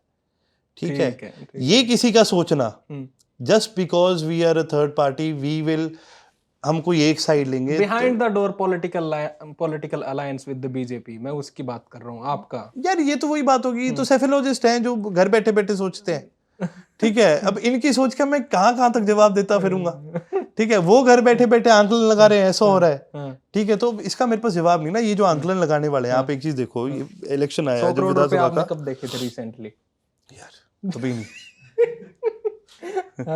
100 करोड़ तो मेरे को लगता नहीं किसी ने ही देखे होंगे कैश में। रिसेंटली कब देखे? रिसेंटली क्या, कभी नहीं देखे मैंने। तो रिसेंटली 100 करोड़ की चर्चा कब सुनी आपने?